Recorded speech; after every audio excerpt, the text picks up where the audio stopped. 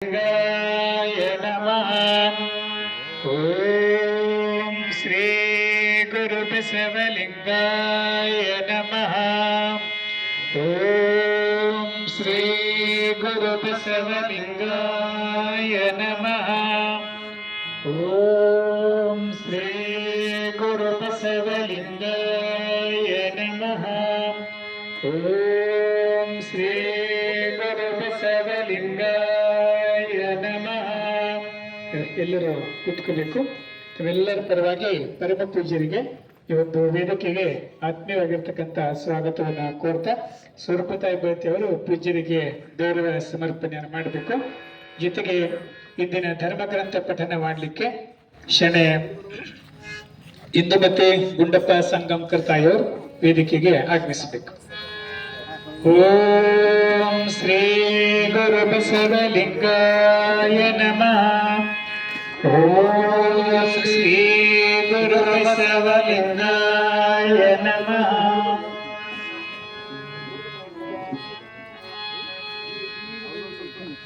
ಈಗ ಸ್ವರೂಪ ತಾಯಿಯವರಿಂದಲೇ ಅವರಿಗೆ ಬಸವರಕ್ಷೆಯನ್ನ ಭರಿಸಬೇಕು. ಓಂ ಶ್ರೀ ಗುರು ಬಸವಲಿಂಗಾಯ ನಮಃ. ಓಂ ಶ್ರೀ ಗುರು ಬಸವಲಿಂಗಾಯ ನಮಃ. ಈಗ ಧರ್ಮಗ್ರಂಥ ಪಠಣವನ್ನ ಶಣೆ ಇಂದುಮತಿ ಲಿಂಗಾಯ ನಮಃ. ಎಲ್ಲರಿಗೂ ಶರಣಾರ್ಥಿ.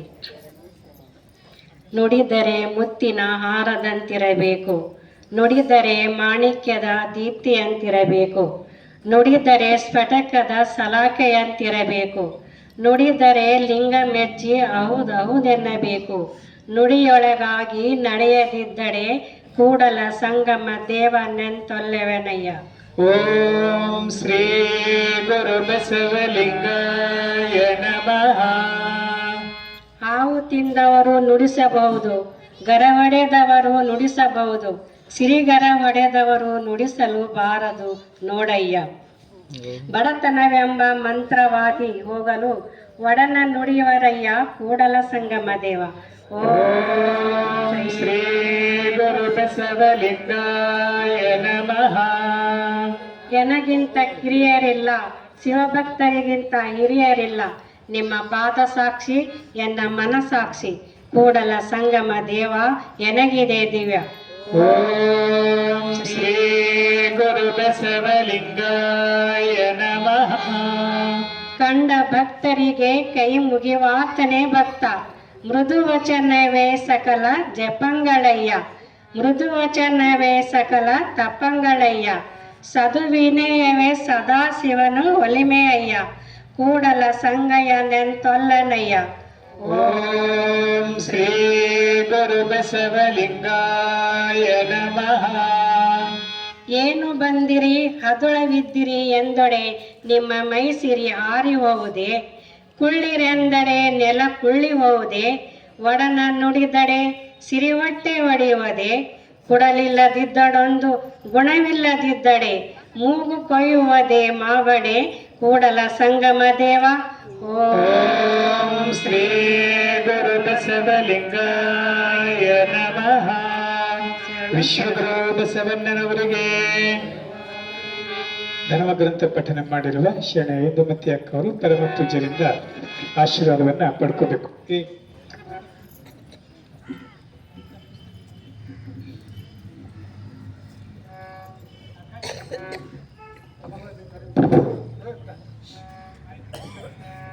ಈಗ ಸಾಮೂಹಿಕ ಪ್ರಾರ್ಥನೆಯನ್ನ ಮಾಡೋಣ. ಎಲ್ಲರೂ ಕಣ್ಣು ಮುಚ್ಕೊಂಡು ಸರಿಯಾಗಿ ಪ್ರಾರ್ಥನೆ ಹೇಳಬೇಕು. ಮತ್ತೆ ಈಗ ಹೇಳ್ತೀನಿ, ಚಪ್ಪಾಳೆನೂ ಜೋರಾಗಿ ಬಾರಿಸ್ಬೇಕು. ಬಸವಲಿಂಗಾಯ ನಮಃ. ಓಂ ಶ್ರೀ ಗುರು ಬಸವಲಿಂಗಾಯ ನಮಃ. ಬಸವಂ ಭಕ್ತಿಗ ಮೂಲಂ, ಬಸವಂ ಭಕ್ತಿಗ ಮೂಲಂ, ಬಸವಂ ಕಾಲಂಗ ಕಾಲನನುಪಮಶೀಲಂ, ಬಸವಂ ಕಾಲಂಗ ಕಾಲ ನನುಪಮಶೀಲಂ, ಬಸವಂ ಜಂಗಮಲೋಲಂ ಬಸವಮಾಯ ನಮಃ ಶ್ರೀ ಗುರು ಬಸವಲಿಂಗಾಯ ನಮಃ ಶ್ರೀ ಗುರು ಬಸವಲಿಂಗಾಯ ನಮಃ ಶ್ರೀ ಗುರು ಬಸವಲಿಂಗಾಯ ನಮಃ ಶ್ರೀ ಗುರು ಬಸವಲಿಂಗಾಯ ನಮಃ ಶ್ರೀ ಗುರು ಬಸವಲಿಂಗಾಯ ನಮಃ ಜಯವಾಗಲಿ. ಇವತ್ತು ಚಪ್ಪಾಳೆ ಚಂದ ಬರೆಸಿರಿ, ಅದಕ್ಕೆ ತಮಗೆಲ್ಲರಿಗೆ ಧನ್ಯವಾದಗಳು. ಪ್ರತಿನಿತ್ಯದಂತೆ ಪರಮ ಪೂಜ್ಯರ ಅಲ್ಲಮ ಪ್ರಭುವಿನ ವಚನ ದರ್ಶನ ಪ್ರವಚನಕ್ಕಿಂತ ಮುಂಚೆ ಅನುಭವ ಮಂಟಪ ಸಂಸ್ಕೃತಿ ವಿದ್ಯಾಲಯದ ಮಕ್ಕಳಿಂದ ನಾವು ಒಂದೊಂದು ವಿಷಯವನ್ನು ಕೇಳ್ತಾ ಬಂದಿದ್ದೀವಿ. ಇವತ್ತು ಕುಮಾರಿ ಭಾಗ್ಯಶ್ರೀ 9ನೇ ಕ್ಲಾಸ್ ವಿದ್ಯಾರ್ಥಿನಿ. ಅದರಲ್ಲಿ ಸಂಸ್ಕೃತಿ ವಿದ್ಯಾಲಯದಲ್ಲಿ ಕೇವಲ ಭಾಷಣ ಮಾಡೋರಷ್ಟೇ ಇಲ್ಲ, ಅಲ್ಲಿ ಭಾಳ ಚಲೋ ನಿಬಂಧ ಬರೀತಾರ. ಈ ವರ್ಷ ಬಸವ ಜಯಂತಿ ಒಂದು ನಿಮಿತ್ತ ಬಸವ ಸಮಿತಿ ಬೆಂಗಳೂರದವರು ಪ್ರಬಂಧ ಸ್ಪರ್ಧೆಯನ್ನು ಇಟ್ಟಿದ್ರು. ಆ ಪ್ರಬಂಧ ಸ್ಪರ್ಧೆಯಲ್ಲಿ ನಮ್ಮ ಸಂಸ್ಕೃತಿ ವಿದ್ಯಾಲಯದ ವಿದ್ಯಾರ್ಥಿನಿ 5 ಜನ ವಿದ್ಯಾರ್ಥಿನಿಯರು ಭಾಗವಹಿಸಿ ಅವರು ಪ್ರೋತ್ಸಾಹನಪರ ಬಹುಮಾನ ಅಂದ್ರೆ ರಾಜ್ಯ ಮಟ್ಟದ ಸ್ಪರ್ಧೆ ಇತ್ತದು. ಆ ಸ್ಪರ್ಧೆಯಲ್ಲಿ 3 ವಿದ್ಯಾರ್ಥಿನಿಯರು ಕೂಡ ಬಹಳ ಪ್ರೋತ್ಸಾಹನಪರ ಬಹುಮಾನವನ್ನು ಅವರು ಸ್ವೀಕಾರ ಮಾಡಿದ್ದಾರೆ. ಅದ್ರ ಜೊತೆಗೆ ಕೆಲವು ವಿದ್ಯಾರ್ಥಿನಿಯರು ಕವನವನ್ನು ಬರೀತಾರೆ ಬಹಳ ಚೆಂದಾಗಿ. ನಾನು ಬೀದರ್ದಲ್ಲಿ ಕೇಳಿದ್ದೆ. ಇವತ್ತು ಅಂಥವ್ರಿಗೊಂದು ವೇದಿಕೆ ಕೊಡಬೇಕಂತ ತಿಳ್ಕೊಂಡು ಇವತ್ತು ಭಾಗ್ಯಶ್ರೀ ಸಂಜೀವ್ ಕುಮಾರ್ 9ನೇ ತರಗತಿ ವಿದ್ಯಾರ್ಥಿನಿ, ಆಕೆ ಒಂದು ಕವನ ವಾಚನ ಮಾಡ್ತಾಳೆ. ನಂತರ ಕುಮಾರಿ ರಾಜಾಬಾಯಿ ಜ್ಞಾನೇಶ್ವರ ಅವರಿಂದ ಅನುಭವವನ್ನು ಕೇಳೋಣ.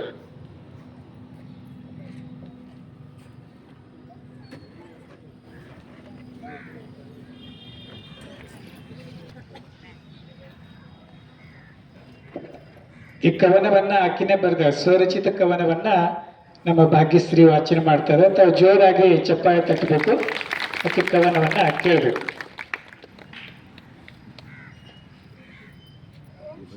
ಬಸವಲಿಂಗಾಯ ನಮಃ.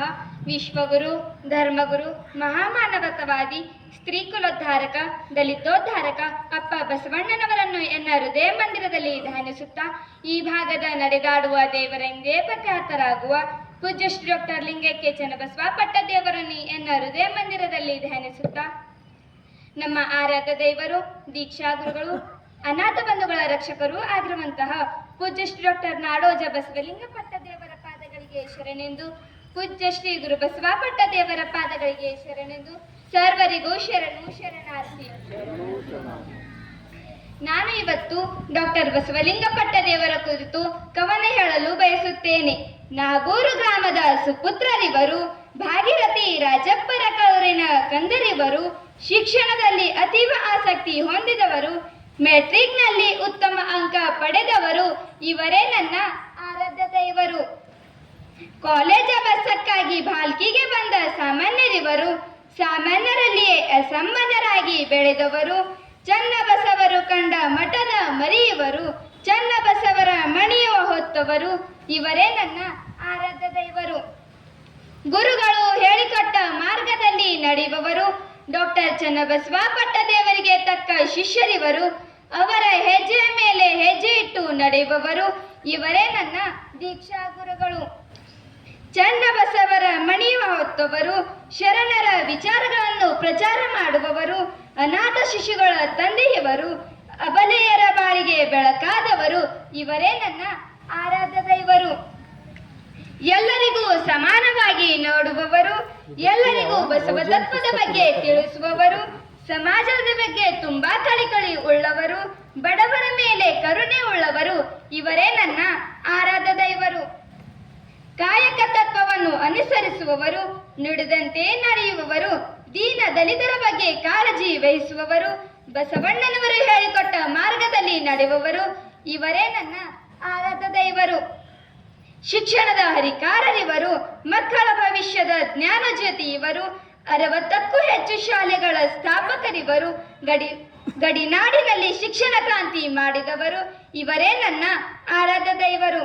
ಗುರುಕುಲವನ್ನು ಬಾನಿನೆತ್ತರಕ್ಕೆ ಬೆಳೆಸಿದವರು. ಬಡ ಮಕ್ಕಳ ಜೀವನದ ಆಶಾಕಿರಣರಿವರು. ಶಿಕ್ಷಣದಿಂದಲೇ ಜನಜಾಗೃತಿ ಎಂದು ನಂಬಿದವರು. ಇವರೇ ನನ್ನ ಆರಾಧ್ಯ ದೈವರು. ಬಸವ ತತ್ವವನ್ನೇ ತನ್ನ ಉಸಿರಾಗಿಸಿಕೊಂಡವರು. ಶರಣ ಸಂಸ್ಕೃತಿಯ ದಾರಿಯಲ್ಲಿ ನಡೆಯುವವರು. ದಾಸೋಹ ಮೂರ್ತಿಗಳಿವರು. ಅಪರೂಪದ ವ್ಯಕ್ತಿತ್ವವನ್ನು ಹೊಂದಿದವರು. ಇವರೇ ನನ್ನ ಆರಾಧ್ಯ ದೈವರು. ಬಸವಾದಿ ಶಿವಶರಣರು ಕಂಡ ಕನಸು ನನಸು ಮಾಡುವವರು. ಅಪ್ಪಟ ಕನ್ನಡಾಭಿಮಾನಿಯಾದವರು. ಕನ್ನಡ ನಾಡಿನ ಅಪೂರ್ವ ಬೆಳಕಿವರು. ಕನ್ನಡ ನಾಡು ಕಾಣುತ್ತಿರುವ ಅಪೂರ್ವ ಸಂತರಿವರು. ಇವರೇ ನನ್ನ ಆರಾಧ್ಯ ದೈವರು. ಭಾವಪೂರ್ಣ ಪ್ರವಚನಕಾರರು. ಸಹಸ್ರಾರು ಜನರಿಗೆ ಲಿಂಗ ದೀಕ್ಷೆ ನೀಡಿದವರು. ಭಕ್ತರ ಪ್ರೀತಿಗೆ ಪಾತ್ರರಾದವರು. ಇವರೇ ನನ್ನ ಆರಾಧ್ಯ ದೈವರು. 20ಕ್ಕೂ ಹೆಚ್ಚು ಪ್ರಶಸ್ತಿಗಳನ್ನು ಪಡೆದವರು. ಮಹಾ ಮಠಾಧಿಪತಿಗಳ ಒಕ್ಕೂಟದ ಅಧ್ಯಕ್ಷರಿವರು. ನಾಡೋಜ ಪ್ರಶಸ್ತಿ ಪುರಸ್ಕೃತರಿವರು. ಅನುಭವ ಮಂಟಪದ ಅಧ್ಯಕ್ಷರಿವರು. ಇವರೇ ನನ್ನ ಆರಾಧ್ಯ ದೈವರು. ಜೀವನದಲ್ಲಿ ಇರಬೇಕು ಕಷ್ಟ, ನೀವಿಲ್ಲದಿದ್ದರೆ ಆಗುತ್ತಿತ್ತು ನಮಗೆ ನಷ್ಟ. ನೀವೆಂದರೆ ನಮ್ಮೆಲ್ಲರಿಗೆ ಶ್ರೇಷ್ಠ, ನಮ್ಮೆಲ್ಲರಿಗೆ ನೀವೇ ಶ್ರೇಷ್ಠ. ಇವರೇ ನನ್ನ ಆರಾಧ್ಯ ದೈವರು. ಕವನವನ್ನು ಬರೆಯುತ್ತಾ ಹೋದರೆ ಪದಗಳೇ ಸಾಕಾಗದ ವಿಶೇಷ ವ್ಯಕ್ತಿತ್ವ ಹೊಂದಿದವರು. ಇವರೇ ಪರಮ ಪೂಜ್ಯ ಶ್ರೀ ಡಾಕ್ಟರ್ ಬಸವಲಿಂಗ ಪಟ್ಟದೇವರು. ಇವರೇ ಪರಮ ಪೂಜ್ಯ ಶ್ರೀ ಡಾಕ್ಟರ್ ಬಸವಲಿಂಗ ಪಟ್ಟದೇವರು. ಇವರೇ ನನ್ನ ಆರಾಧ್ಯ ದೇವರು. ಇವರೇ ನನ್ನ ಆರಾಧ್ಯ ದೇವರು. ಶರಣು ಶರಣಾರ್ಥಿ. ಇವರೇ ನನ್ನ ಆರಾಧ್ಯ ದೇವರು ಅಂತಕ್ಕಂಥ ಕವನವನ್ನ ಸ್ವತಃ ಆಕಿನೇ ಬರೆದು ಅರ್ಥಪೂರ್ಣವಾಗಿ ಇಲ್ಲಿ ಕವನ ವಾಚನ ಮಾಡಿದ್ದಾಳೆ. ಕುಮಾರಿ ಭಾಗ್ಯಶ್ರೀ ಸಂಜು ಕುಮಾರ್ ಅವರಿಗೆ ಮತ್ತೊಮ್ಮೆ ನೀವೆಲ್ಲ ಜೋರಾಗಿ ಚಪ್ಪಾಳೆ ತಟ್ಟಿ ಆಕೆಗೆ ಅಭಿನಂದನೆಗಳನ್ನು ಸಲ್ಲಿಸಬೇಕು. ಆಕೆ ಪೂಜ್ಯರಿಂದ ಆಶೀರ್ವಾದವನ್ನು ಪಡ್ಕೋಬೇಕು. ಈಗ ನಮ್ಮ ಕುಮಾರಿ ರಾಜಾಬಾಯಿ ಜ್ಞಾನೇಶ್ವರ ಆಕಿಂದು ನೀವು ಮೊದಲು ಒಂದ್ಸಲ ಅನುಭವ ಕೇಳಿದ್ರಿ. ಸಹೋದರ ಬಾಂಧವ್ಯ ಹ್ಯಾಂಗೆ ಇರಬೇಕು ಅಂತ ತಿಳ್ಕೊಂಡು ಬಸವಣ್ಣ ಮತ್ತು ಅಕ್ಕನಾಗಮ್ಮ ಅವ್ರ ಕುರಿತು ಬಹಳ ಚೆನ್ನಾಗಿ ಆಕೆ ಮಾತನಾಡಿದಳು. ಇವತ್ತು ಮತ್ತೊಂದು ವಿಷಯ ತಗೊಂಡು ತಮ್ಮ ಮುಂದೆ ಆಕೆ ಬರ್ತಾ ಇದ್ದಾಳೆ. ನಿನ್ನೆ ಪರಮ ಪೂಜ್ಯರ ಒಂದು ಹುಟ್ಟುಹಬ್ಬದ ನಿಮಿತ್ತ ಸುಧೋವಿ ಮಕ್ಕಳ ದಿನಾಚರಣೆ ಅಂತ ನಾವೆಲ್ಲ ಆಚರಣೆ ಮಾಡಿದ್ದೀವಿ. ಆ ವಿಷಯ ಕುರಿತು ನಮ್ಮ ಕುಮಾರಿ ರಾಜಾಬಾಯಿ ಜ್ಞಾನೇಶ್ವರ 10ನೇ ತರಗತಿ ವಿದ್ಯಾರ್ಥಿನಿಯಿಂದ ಆಕೆ ಮಾತುಗಳನ್ನು ನಾವು ನೀವೆಲ್ಲ ಆಲಿಸೋಣ.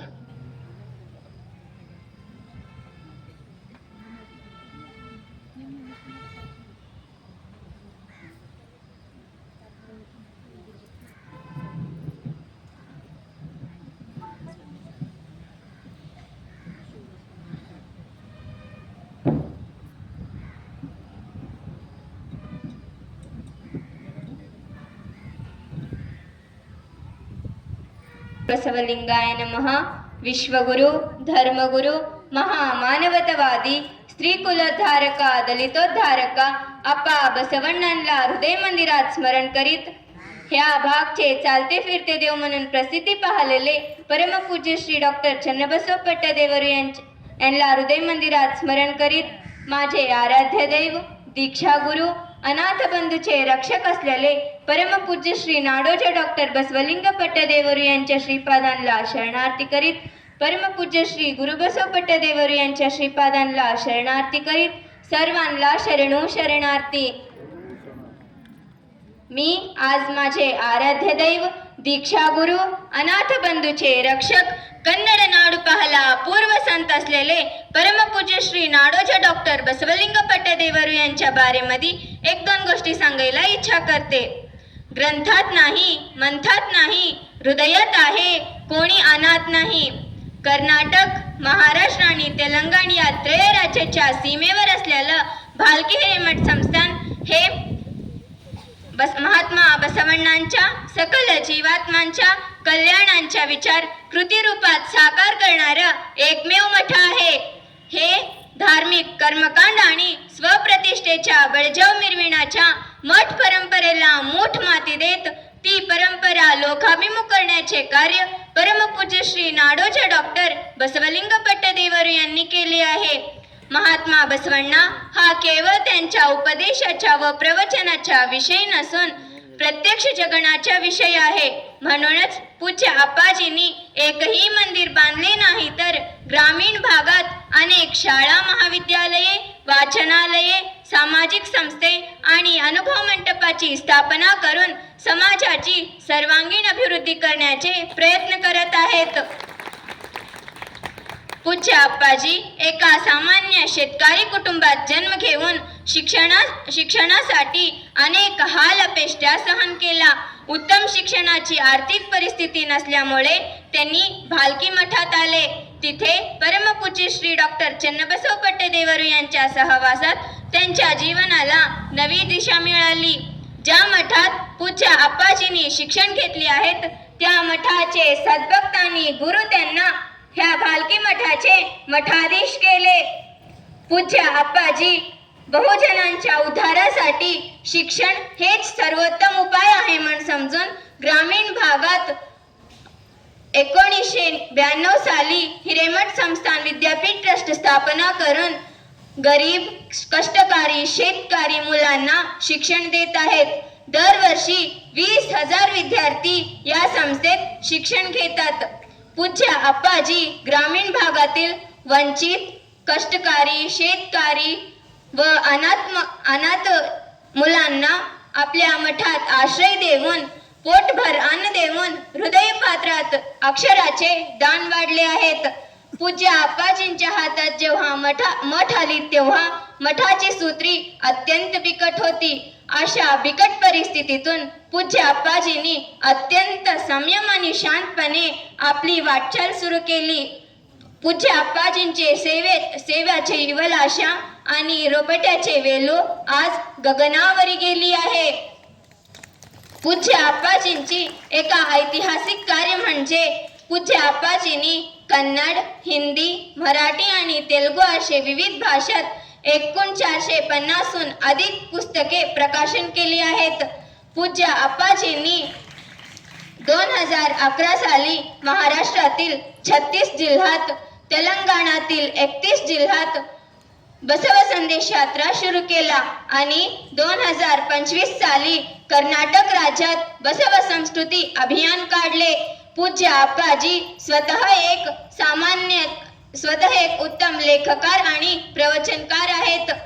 पूज्य आप्पाजींचे निरंतर अथक प्रयत्नामुळे कर्नाटक सरकार 700 कोटी रुपये देऊन नूतन अनुभव मंडपाची स्थापना करत आहे.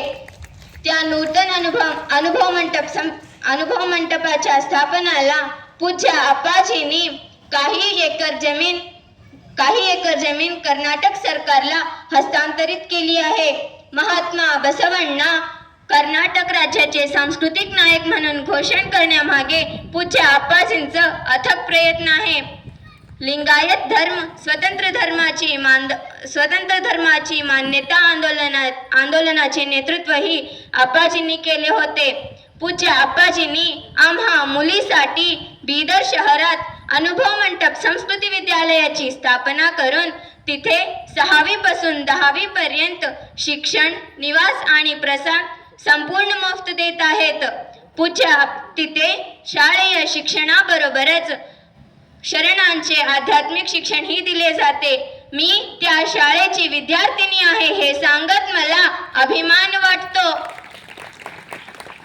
पूज्य आप्पाजींचा अमृत महोत्सव सोहळा 2026 साली आपल्या देशाचे सन्माननीय उपराष्ट्रपतीच्या उपस्थितीत झाली आहे. पूज्य आप्पाजींच्या कार्यास शतकोटी नमन करीत मी माझे मनोगत संपवते. सर्वांना शरणो शरणार्थी.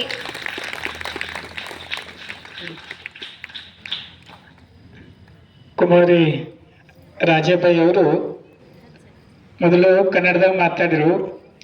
ಇವತ್ತು ಮರಾಠಿಯಲ್ಲಿ ಪರಮ ಪೂಜ್ಯರ ಕುರಿತು ಬಹಳ ಚೆನ್ನಾಗಿ ಪೂಜ್ಯರ ಸಮಗ್ರ ಜೀವನ ದರ್ಶನವನ್ನ ಕೆಲವೇ ನಿಮಿಷದಲ್ಲಿ ನಿಮಗೆ ಮಾಡಿಕೊಟ್ಟಿದ್ದಾಳೆ. ಆಕೆಗೆ ಮತ್ತೊಮ್ಮೆ ಜೋರಾಗಿ ಚಪ್ಪಾಳೆ ತಟ್ಟಿ ಅಭಿನಂದಿಸಬೇಕು.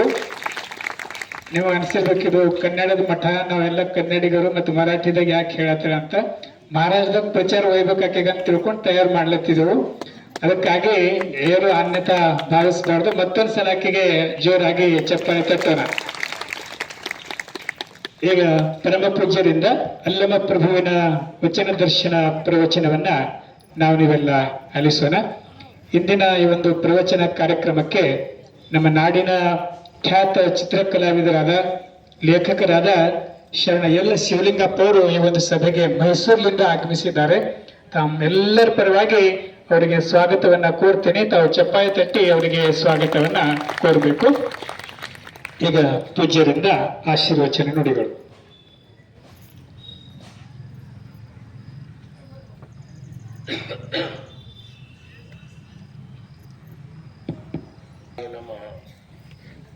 ಧರ್ಮಗುರು ಬಸವ ತಂದೆಯ ಪಾದಕ್ಕೆ ವಂದಿಸಿ, ಸದ್ಗುರುಗಳಾದ ಡಾಕ್ಟರ್ ಚನ್ನಬಸವ ಪಟ್ಟದೇವರ ಚರಣಕಮಲಗಳನ್ನು ಸ್ಮರಿಸಿಕೊಂಡು ಇಲ್ಲಿ ಈ ವೇದಿಕೆಗೆ ಆಗಮಿಸಿರುವಂಥ ಪೂಜ್ಯರಾದ ಬಸವಪ್ರಿಯ ಸ್ವಾಮಿಗಳವರಿಗೂ ಮತ್ತು ನಾಡಿನ ಖ್ಯಾತ ಚಿತ್ರಕಲೆಯಲ್ಲಿ ಪ್ರವೀಣರಾದಂಥ ಬಸವತತ್ವದ ಕಳಕಳಿಯುಳ್ಳಂಥ ಬಸವತತ್ವ ಪ್ರಸಾರ ಆಗಬೇಕು, ಎಲ್ಲರಿಗೂ ಮುಟ್ಟಬೇಕನ್ನುವಂಥ ಭಾವನೆಯನ್ನು ಹೃದಯ ತುಂಬ ತುಂಬಿಕೊಂಡಿರುವಂಥ ನಮ್ಮ ಎಲ್ಲ ಶಿವಲಿಂಗಪ್ಪನವರಿಗೂ ಶರಣಾರ್ಥಿಗಳನ್ನು ಹೇಳಿ, ಇಲ್ಲಿ ನೆರೆದಿರುವಂಥ ಎಲ್ಲರಿಗೂ ಶರಣಾರ್ಥಿಗಳು.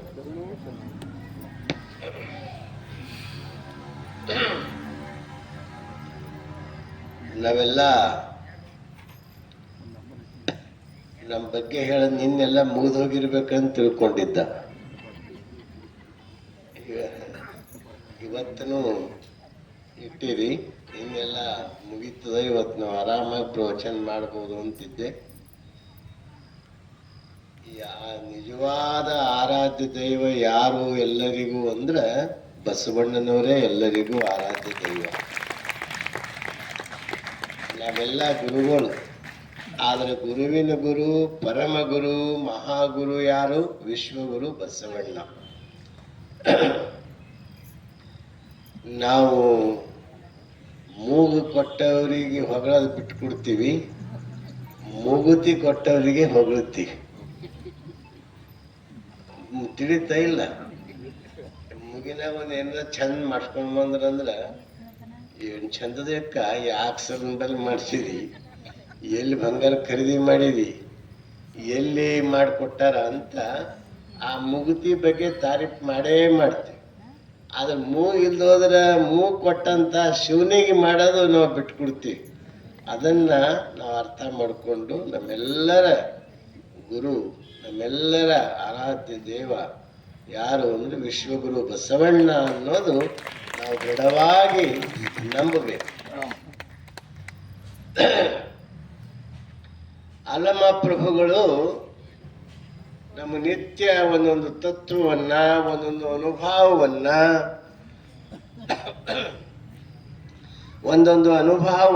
ಒಂದೊಂದು ತತ್ವವನ್ನ ನಮಗೆ ತಿಳಿಸ್ತಾ ಇದ್ದಾರೆ. ನಮಗಷ್ಟೇ ಅಲ್ಲ, ಅನುಭವ ಮಂಟಪದಿಂದ ನಡೆದಿರ್ತಕ್ಕಂಥ ಎಲ್ಲ ಶರಣ ಸಂಕುಲಕ್ಕೆ ಅವರು ತಿಳಿಸ್ತಾ ಇದ್ದಾರೆ. ಅನೇಕ ವಿಷಯಗಳನ್ನ ಶ್ರಾವಣ ಮಾಸ ಪ್ರಾರಂಭ ಆದ ಮೇಲೆ ತಾವೆಲ್ಲರೂ ತಿಳ್ಕೊಂಡಿದ್ರಿ. ಇವತ್ತೂ ಒಂದು ವಿಷಯ ಅವರು ಮಂಡನೆ ಮಾಡ್ತಾ ಇದ್ದಾರೆ. ಯಾರು? ಅಲ್ಲಮ ಪ್ರಭುಗಳು. ಅವಾಗ ಇವತ್ತೇನು ಹೇಳ್ತಾರೆ ಅವರು ಅಂದ್ರೆ, ಕಾರಣವಿಲ್ಲ, ಕಾರ್ಯವಿಲ್ಲ, ಏತಕ್ಕೆ ಭಕ್ತರಾದೆವೆಂಬಿರಿ, ಐವರ ಬಾಯ ಎಂಜಲವ ನುಂಬಿರಿ, ಐವರ ಸ್ತ್ರೀಯರ ಮುಖವ ನರಿಯಿರಿ, ಮೂರು ಸಂಕಲೆಯ ಕಳೆಯ ನರಿಯಿರಿ, ಕಾಯ ಬಿಡಿದು ಲಿಂಗವ ಮುಟ್ಟಿಹೆನೆಂಬ ಭ್ರಮೆಯ ನೋಡ ಗುಹೇಶ್ವರ. ಇದು ವಚನ. ಏನ್ ಹೇಳ್ತಾರೆ ಇಲ್ಲಿ ಅಂದ್ರ, ಇಲ್ಲಿ ಏನ್ ಹೇಳ್ತಾರೆ ಅಂದ್ರೆ, ಕಾರಣ ಇಲ್ಲ, ಕಾರ್ಯ ಇಲ್ಲ, ಭಕ್ತರು ಹೆಂಗಾಯ್ತೀರಪ್ಪ. ಮತ್ತು ಕೆಳಗೆ ಏನ್ ಹೇಳ್ತಾರೆ, ಐವರ ಬಾಯ ಎಂಜಲವ ನುಂಬಿರಿ. ನೀವು ಐವರದು ಬಾಯಿ ಎಂಜಲು ಉಂತಾ ಇದ್ದೀರಿ, ಕಾರ್ಯನೂ ಇಲ್ಲ, ಕಾರಣನೂ ಇಲ್ಲ, ಹೆಂಗ ಭಕ್ತರಾಗ್ತೀರಿ? ನಮಗೆ ಪ್ರಶ್ನೆ ಮಾಡ್ತಾರೆ. ಈಗೆಲ್ಲರೂ ನಾವೆಲ್ಲ ಭಕ್ತರಾದೆವು, ನಾವು ಭಕ್ತರಿದ್ದೆವು ಅಂತ ಹೇಳ್ಕೊಳ್ತಾರಲ್ಲ, ಅವ್ರಿಗೆ ಬಹುತೇಕ ಆಗಿನ ಕಾಲದಾಗ ಯಾರು ಹೇಳಿರ್ಬೇಕು. ಅದಕ್ಕೆ ಅಲ್ಲಮ್ಮ ಪ್ರಭುಗಳು ಹೆಂಗೆ ಭಕ್ತರಾಗ್ತೀರಪ್ಪ ನೀವು? ನಿಮ್ಮಲ್ಲಿ ಕಾರ್ಯ ಇಲ್ಲ, ಕಾರಣ ಇಲ್ಲ. ಆಮೇಲೆ ಐವರ ಬಾಯಿ ಅಂಜಲ ಅಂತ ಇದ್ದೀರಿ ನೀವು. ಮತ್ತು ಐವರ ಸ್ತ್ರೀಯರ ಮುಖ ಅಂತೂ ನೀವು ನೋಡೇ ಇಲ್ಲ. ಮುಖವ ನರಿಯಿರಿ, ಅವ್ರ ಮುಖ ನಿಮ್ಗೆ ಗೊತ್ತೇ ಇಲ್ಲ. ಆಮೇಲೆ ಮೂರು ಸಂಕಲೆಯ ಕಳೆಯಲರಿಯಿರಿ. ಮೂರು ಸಂಕಲೆಯ ಕಳೆಯಲರಿಯಿರಿ. ಮೂರು ಬೇಡಿಯವಂತ ನಮ್ಗೆ ಸಂಕಲೆ, ಅದನ್ನು ನಾವು ಕಳೀತಾ ಇಲ್ಲ. ಹೆಂಗೆ ಭಕ್ತರೈತ್ರಿ? ಅದಕ್ಕೆ ಪ್ರತಿಯೊಂದಕ್ಕೂ ಭಕ್ತರು ಹೆಂಗೈತ್ರಿ ನೀವು? ಐವರ ಬಾಯಿ ಅಂಜಲು ತಿಂಬದ್ ಬಿಟ್ಕೊಡ್ತಾ ಇಲ್ಲ. ನೀವು ಭಕ್ತರು ಹೆಂಗೈತ್ರಿ? ಐವರ ಸ್ತ್ರೀಯರ ಮುಖವ ನರಿಯಿರಿ, ಹೆಂಗ ಭಕ್ತರಾಗ್ತೀರಿ? ಮೂರು ಸಂಕಲೆಯ ಕಳೆಯಲರಿಯಿರಿ, ಹೆಂಗ ಭಕ್ತರೈತಿರಿ? ಕಾಯವಿಡಿದು ಲಿಂಗವ ಮುಟ್ಟಿಹೆನೆಂಬ ಭ್ರಮೆಯ ನೋಡ ಗುಹೇಶ್ವರ. ಇದು ವಚನ. ಈಗಿದ್ರ ಒಳಗೆ ಪ್ರವೇಶ ಆಗ್ಬೇಕು. ಪ್ರಭುದೇವ್ರ ವಚನ ಹೆಂಗವರಿ ಅಂದ್ರೆ ಆಳವಾಗಿ ಒಳಗೆ ಇಳಿಬೇಕಾಯ್ತು, ಆಳವಾಗಿ ಪ್ರವೇಶ ಆಗ್ಬೇಕಾಯ್ತು.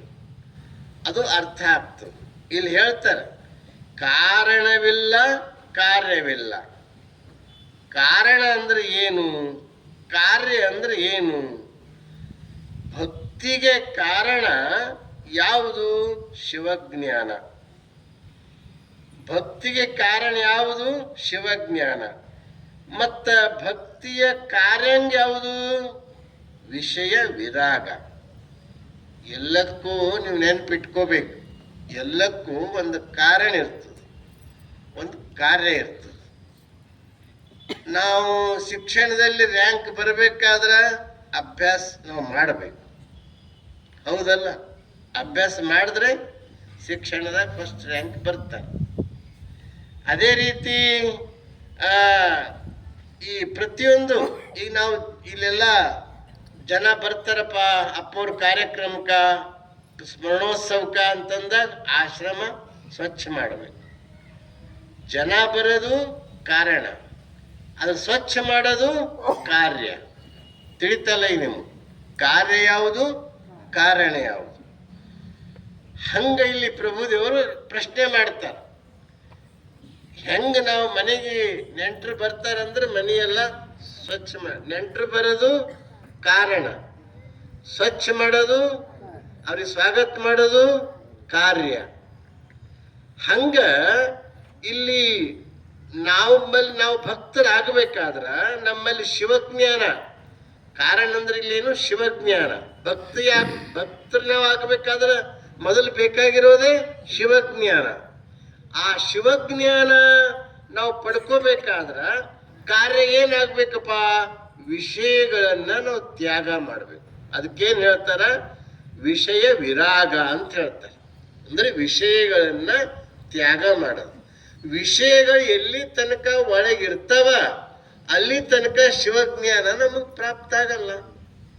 ವಿಷಯಗಳಲ್ಲಿ ಎಲ್ಲಿ ತನಕ ನಾವು ಮಗ್ನರಾಗ್ತೀವಿ, ನೀವು ಲಕ್ಷ್ಯ ಕೊಟ್ಟು ಕೇಳ್ಬೇಕು ಸ್ವಲ್ಪ, ಅಂದ್ರೆ ಅರ್ಥ ಆಗ್ತದೆ. ವಿಷಯಗಳನ್ನ ಎಲ್ಲಿ ತನಕದ್ರಲ್ಲಿ ನಾವು ಮುಣುಗ್ತೀವಿ ಅಲ್ಲಿ ಶಿವಜ್ಞಾನ ಹೆಂಗಾಗ್ತದ? ಶಿವಜ್ಞಾನ ಆಗ್ಬೇಕಾದ್ರೆ ಏನ್ ಬೇಕು? ಸತ್ಸಂಗ ಬೇಕು, ಲಿಂಗ ಪೂಜಾ ಬೇಕು, ಪ್ರಾರ್ಥನಾ ಬೇಕು. ಇಂಥವೆಲ್ಲ ಇದ್ರೆ ಅವು ವಿಷಯಗಳು ಒಂದೊಂದೊಂದೊಂದು ಹೋಗ್ತಾವ. ನಮಗೆ ಶಿವಜ್ಞಾನ ಆಚರಣೆ ಇರ್ತದೆ. ನಾವು ಬರೇ ವಿಷಯಗಳಲ್ಲೇ ಮಗ್ನತೆಯನ್ನು ಮಾಡ್ಕೊಂಡಿವಿ, ಅದಕ್ಕೆ ಹೆಂಗಪ್ಪ ಅಂತ ಕೇಳ್ತಾರೆ. ಈಗ ಯಾವಾಗಲೂ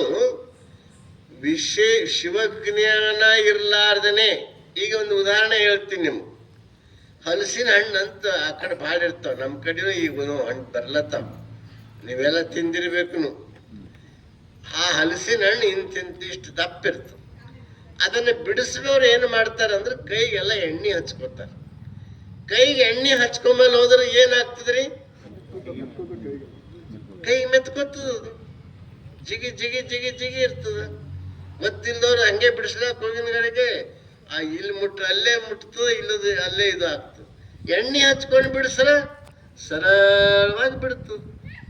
ಅದೇ ರೀತಿ ಹೆಂಗೆ ಎಣ್ಣೆ ಹಚ್ಕೊಂಡು ನಾವು ಹಲಸಿನ ಹಣ್ಣು ಬಿಡಿಸ್ರ ನಮ್ಮ ಕೈಗೆ ಏನೂ ಅಂಟದಿಲ್ಲಲ್ಲ, ಅದೇ ರೀತಿ ನಾವು ಸಂಸಾರದಾಗ ಇದ್ರೂ ಸತ್ಸಂಗ ಅನ್ನುವಂಥ ಶಿವಜ್ಞಾನದಾಗ ಇದ್ರ ನಮ್ಮ ಜೀವನ ಸಾರ್ಥಕ ಆಯ್ತು.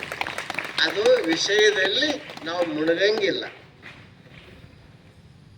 ಇನ್ನೊಂದು ಉದಾಹರಣೆ ಹೇಳ್ತೀನಿ ನಿಮ್ಗೆ. ಈ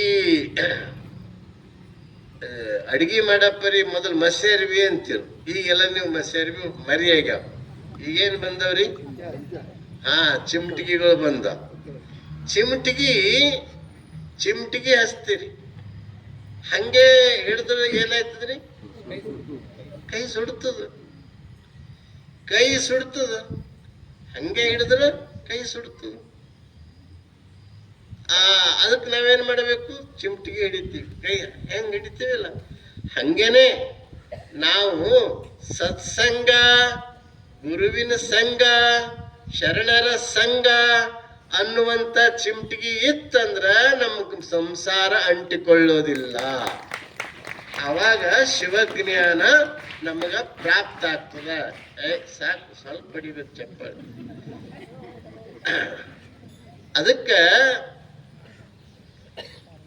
ಅದಕ್ಕೆ ನಾವೇನ್ ಮಾಡಬೇಕು? ಈ ಸಂಸಾರದಲ್ಲಿ ಮುಳುಗಲಾರ್ದನೆ ಸತ್ಸಂಗದ ಆಶ್ರಯದಾಗ ನಾವಿದ್ರ ನಾವು ನಿಜವಾದ ಶಿವಜ್ಞಾನ ಪ್ರಾಪ್ತ ಆಗ್ತೀವಿ. ಅವಾಗ ನಾವು ಭಕ್ತರಾಗ್ತೀವಿ. ನಮ್ಮಲ್ಲಿ ಏನ್ ಸತ್ಸಂಗ ಇಲ್ಲ, ಲಿಂಗ ಪೂಜೆ ಇಲ್ಲ. ಲಿಂಗ ಯಾರ್ಯಾರು ಪ್ರತಿ ಶಿವರಾತ್ರಿಗೊಮ್ಮೆ ತೆಗೆದ್ರು ಪುಣ್ಯ. ಶಿವರಾತ್ರಿಗೆ ನಾವು ಮನೆ ಒಟ್ಟು ಬರ್ರಿಪ್ಪ ಪೂಜಕ್ ಬರ್ರಿ ಸಾಮೂಹಿಕ ಪೂಜಕ್ ಬರ್ರಿ ಅಂತ ಕರಿಬೇಕಾಯ್ತು. ಕರಿಲಾರ್ದೇನೆ ಓಡೋಡಿ ಬರ್ಬೇಕು. ಅದು ನಿಜವಾದ ಭಕ್ತಿ ಅನಿಸ್ತು. ಅದು ವರ್ಷಕ್ಕೊಮ್ಮಲ್ಲ, ವರ್ಷಕ್ಕೊಮ್ಮೆ ಮಾಡಿದ್ರೆ ಫಲ ಸಿಗಲ್ಲ. ನಿತ್ಯ ನಾವು ಸ್ನಾನ ಮಾಡ್ತೀವಂತೆ ಮೈ ಸ್ವಚ್ಛ ಇರ್ತದ. ನಿತ್ಯ ಕಸ ಗೂಡಿಸ್ತೀವಂತಂದ್ರೆ ಮನೆ ಸ್ವಚ್ಛ ಇರ್ತದ. ನಿತ್ಯ ಭಾಂಡೆ ಬೆಳಗ್ತೀವಂದ್ರೆ ಭಾಂಡೆಗಳು ಸ್ವಚ್ಛ ಇರ್ತಾವ. ನಿತ್ಯ ನಾವು ಹಲ್ಲು ಉಜ್ತೀವಂತ ಹಲ್ಲು ಸ್ವಚ್ಛ ಇರ್ತಾವ. ಅದೇ ರೀತಿಯಾಗಿ ನಿತ್ಯ ಪೂಜಾ ಮಾಡಿದ್ರೆ ನಮ್ಮ ಮನಸ್ಸನ್ನು ಸ್ವಚ್ಛ ಇರ್ತದ. ಆ ಶಿವಜ್ಞಾನ ಪ್ರಾಪ್ತ. ಹಾಗೇನೆ ನಮ್ಮ ಬದುಕಿನಲ್ಲಿ ಇದು ಈಗ ನಿಮಗೆ ತಿಳಿತಿದ್ದು ಕಾರಣ ಶಿವಜ್ಞಾನ, ಕಾರ್ಯ ವಿಷಯಗಳನ್ನ ತ್ಯಾಗ ಮಾಡೋದು. ಈ ನೀವು ಬಾವಿಯಲ್ಲಿ ನೀರು ಸೇರ್ತಿದ್ರಿ ಹಿಂದಕ್ಕೆ, ಈಗೆಲ್ಲ ನಳ ಬಂದವ, ಅವು ವ್ಯಾಯಾಮನೂ ಹೋಗ್ಯದ, ಇದನ್ನು ಹೋಗ್ಯದ. ಅದಕ್ಕೆ ಯೋಗಾಸನ ಮಾಡೋ ಮ್ಯಾಲ ಮಾಡಿ ಕೈ ಕೆಳಗೆ ಮಾಡು, ಮ್ಯಾಲ ಮಾಡಿ ಕೆಳಗೆ ಮಾಡಂತ. ಮತ್ತೇನಂತಾರ ಹಿಂಗೆ ಮಾಡ ನೋಡಿರಿಲ್ಲ ನೀವೆಲ್ಲ ಮಾಡ್ಲತ್ತೀರಿ ನೀವು ಹಂಗೆ. ಅದೇ ಅವ ಬೀಸದಿತ್ತು ಹಿಂಗ್ ಮಾಡ್ತಿರ್, ತಂತಾನೆ ಆಯ್ತಿತ್ತು. ಕುಟ್ಟದಿತ್ತು ಹಿಂಗ್ ಮಾಡ್ತಿರ್, ನೀರ್ ಸೇದದಿತ್ತು ಹಿಂಗ್ ಸೇದ್ತಿರ್. ಆ ಗಡಗಡೆ ಇದ್ರು ಅದು ಇರ್ಲಿಲ್ಲ ಅಂದ್ರೆ ಹಿಂಗ್ ಸೇದ್ತಿರ್.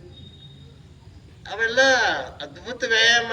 ಯಾವ ಶುಗರ್ ಇರ್ತಿಲ್ಲ, ಏನು ಇರ್ತಿಲ್ಲ. ಅಂದ್ರೆ ನಾ ಯಾಕೆ ಹೇಳ್ದೆ ಈ ಮಾತು? ಕಾರಣ ಅಂದ್ರೆ ಏನು? ಕಾರಣ ಅಂದ್ರ ಶಿವಜ್ಞಾನ. ಇಷ್ಟು ತಿಳ್ಕೊಳ್ಳಿ. ಕಾರ್ಯ ಅಂದ್ರೆ ಏನು? ವಿಷಯಗಳನ್ನ ಹೊರಗೆ ಹಾಕೋದು.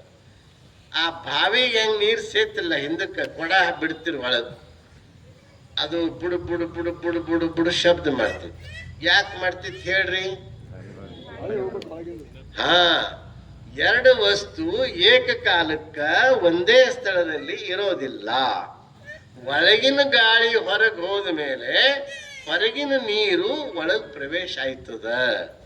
ಹಂಗ ಅದು ಗಾಳಿ ಹೊರಗೆ ಹಾಕಿ ನೀರು ಒಳಗೆ ಪ್ರವೇಶ ಆಯ್ತದ. ಅದೇ ರೀತಿ ವಿಷಯಗಳನ್ನ ನಾವು ತ್ಯಾಗ ಮಾಡಿದ್ರೆ ಶಿವಜ್ಞಾನ ಒಳಗೆ ಪ್ರವೇಶ ಆಗ್ತದ. ಇದು ತಿಳ್ಕೊಂಡ್ರೆ ಸಾಕು. ಇದಕ್ಕೇನಂತಾರ? ಕಾರಣವಿಲ್ಲ, ಕಾರ್ಯವಿಲ್ಲ.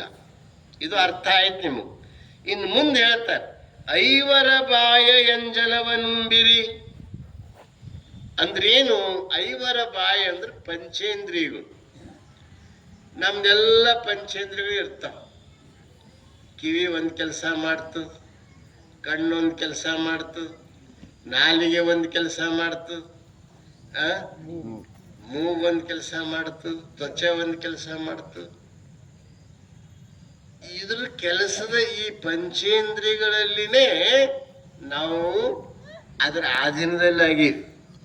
ಮೊನ್ನೆ ನಾ ಹೇಳ್ದ, ಪಂಚೇಂದ್ರಿಯಗಳಲ್ಲಿ ನಾವು ರಾಜ ಆಗ್ಬೇಕು.